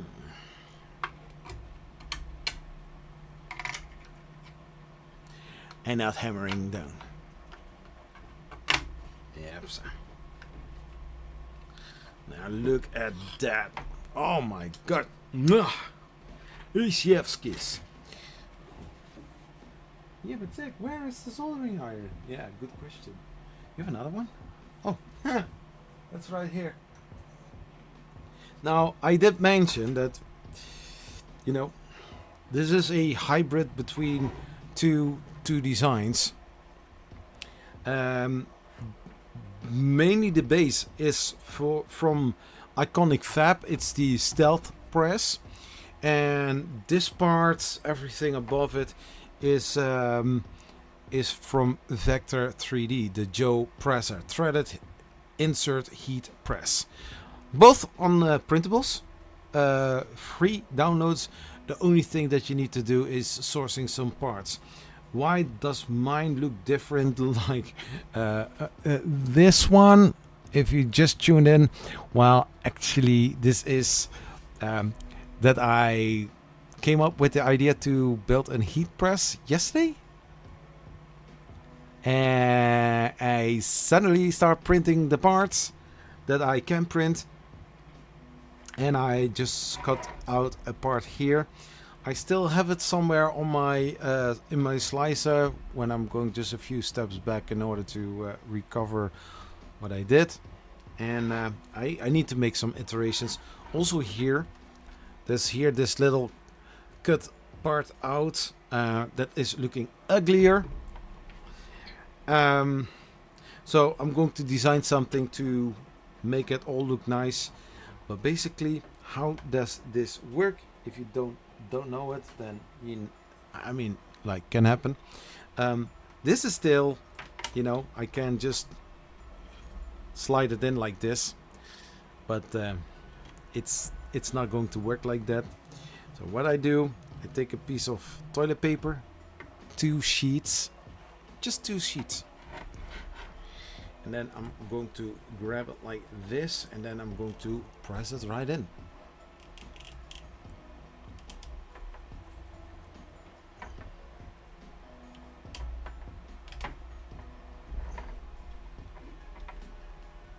And there we have it. And then we need to do something with the wiring, because, you know, it's not supposed to be like this.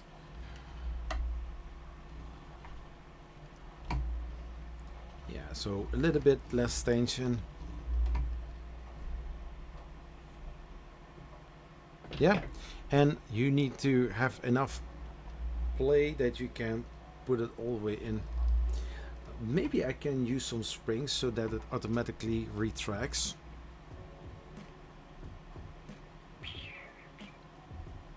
Oh yeah. I do have some springs.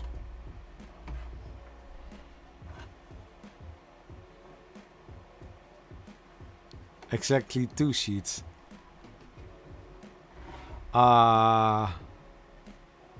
Yeah, it's 1 sheet folded in through the half.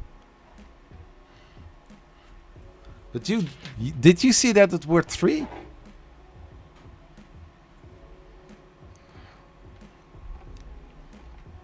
And then using a zip tie to have it here, so that's away from the soldering iron.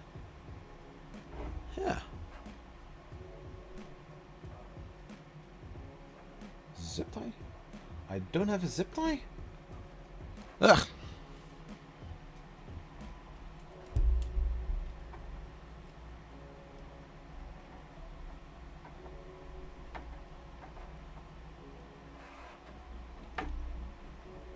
So.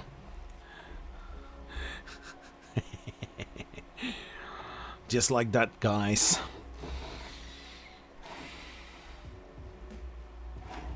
Yeah. Oh, really smart.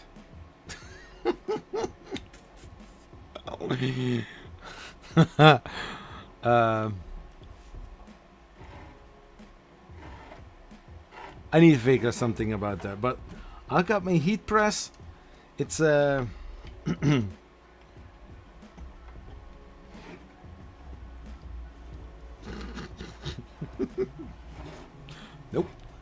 Nope.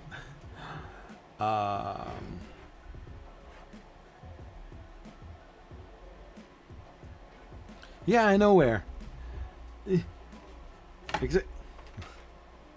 Huh? Oh.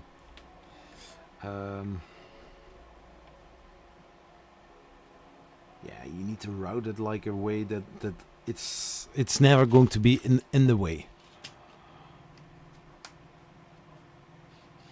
2 sheets. And that are basically like 4 layers. Because, you know, some parts like it's, you know, like it's soft. Like silk. Like silk soft. No.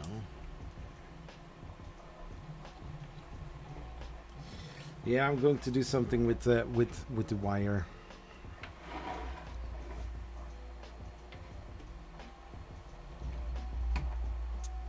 Abomination.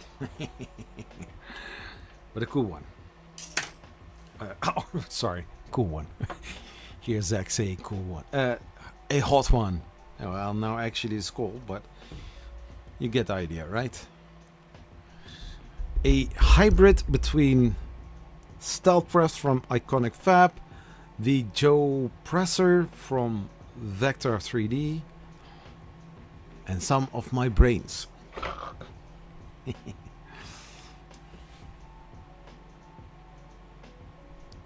Glued to the idler plates. Yeah, I need to change here a little thing, like having idlers with a hole for M3 screws that fit right in there, because now that are M4 and they are M3 screws in there. So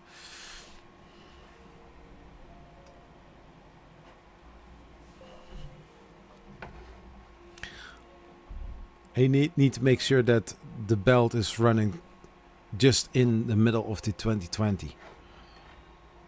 Reprint with cable. Yeah.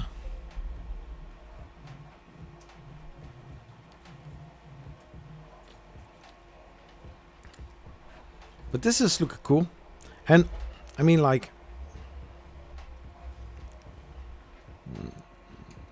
here, if I pull here on the soldering iron,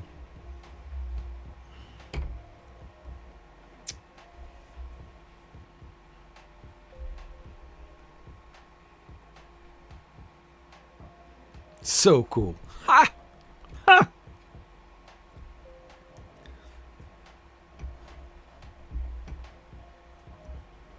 Yeah, and basically, I can adjust this a little bit. Just a little bit, and then it goes all to sh.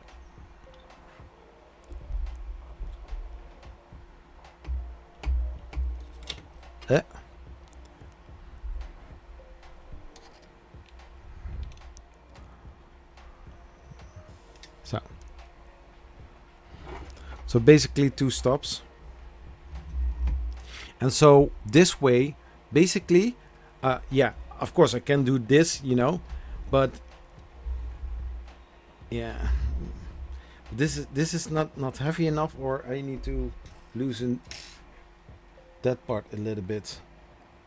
But I don't have a spanner here, and I don't want to use my plier for that. I mean, it's not.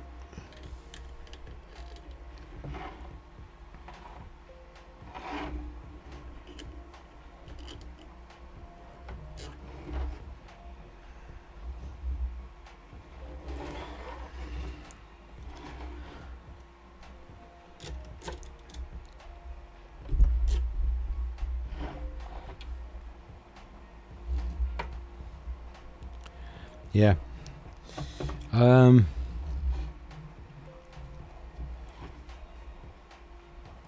It needs to run smoothly, like somebody already said here. I did one printed some zip ties on my bamboo. Yeah.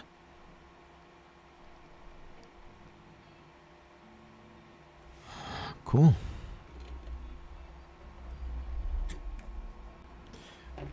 I'm going to grab a spanner, and I hope I get the right one.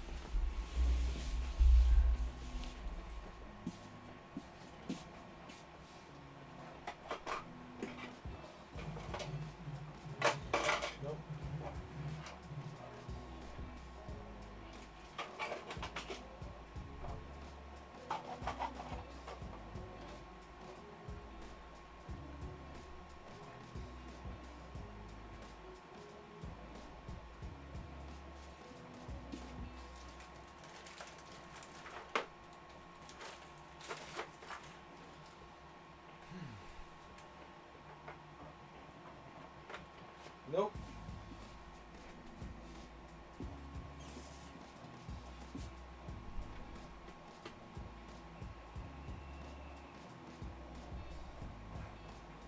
That's for camera.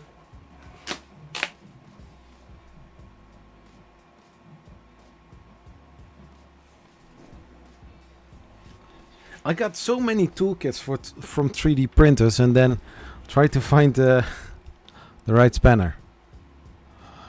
Hey, non-stick. Wait, oh.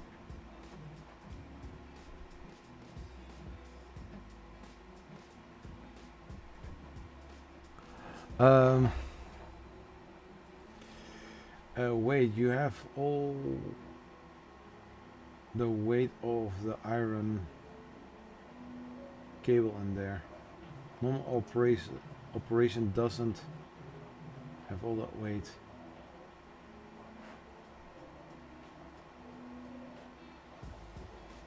Remove the double cable from the bracket. Which double wire? This? No, this is just that it, you know.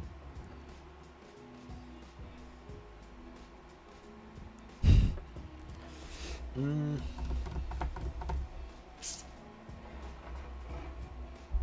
Yeah, I need to see.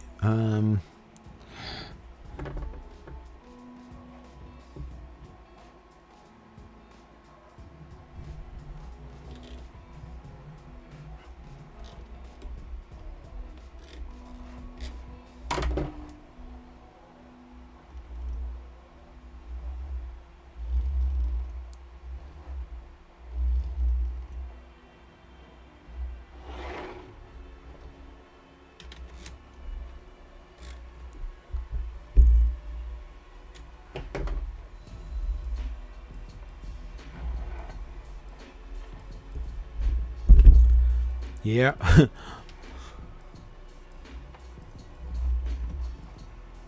But basically, this is the same as the drill press, you know, like you maybe used on school, you know, having this handle, and if you're finished, then everybody just let them go.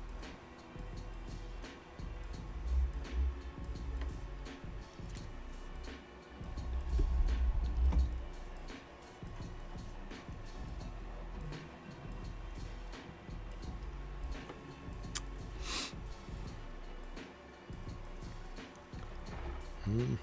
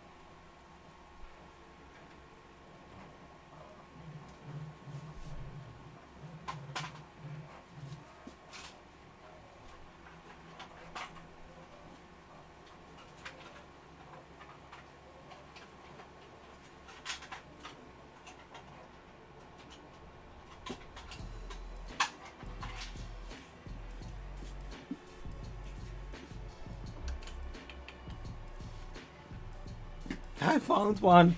No.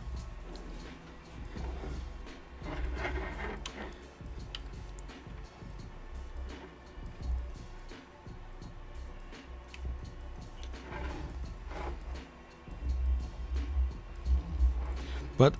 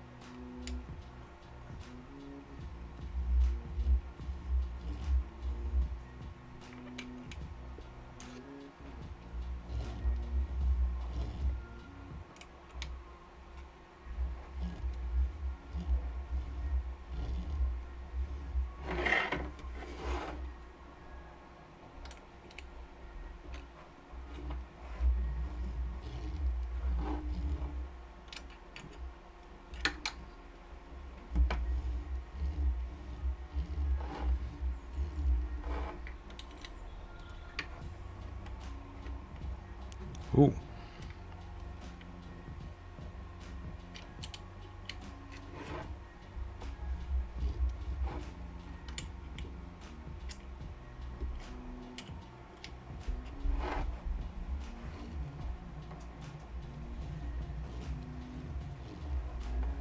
Yeah, it's what it is.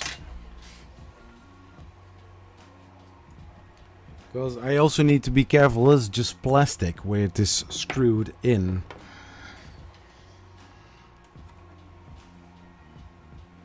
But for the purpose, holding the tool in place, you know, I can now easily put parts underneath it, put a heat insert in there, press it, and then it's done.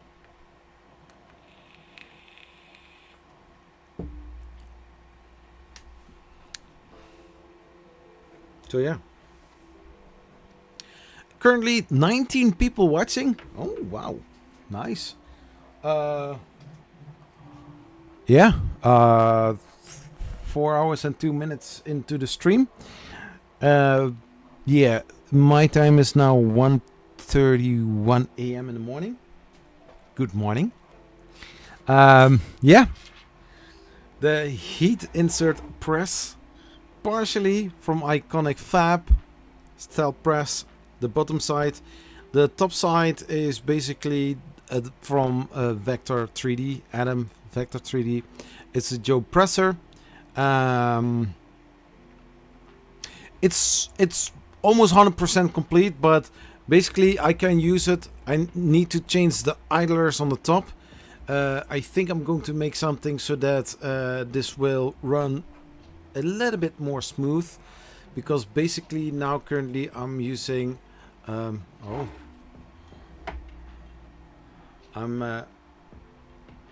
using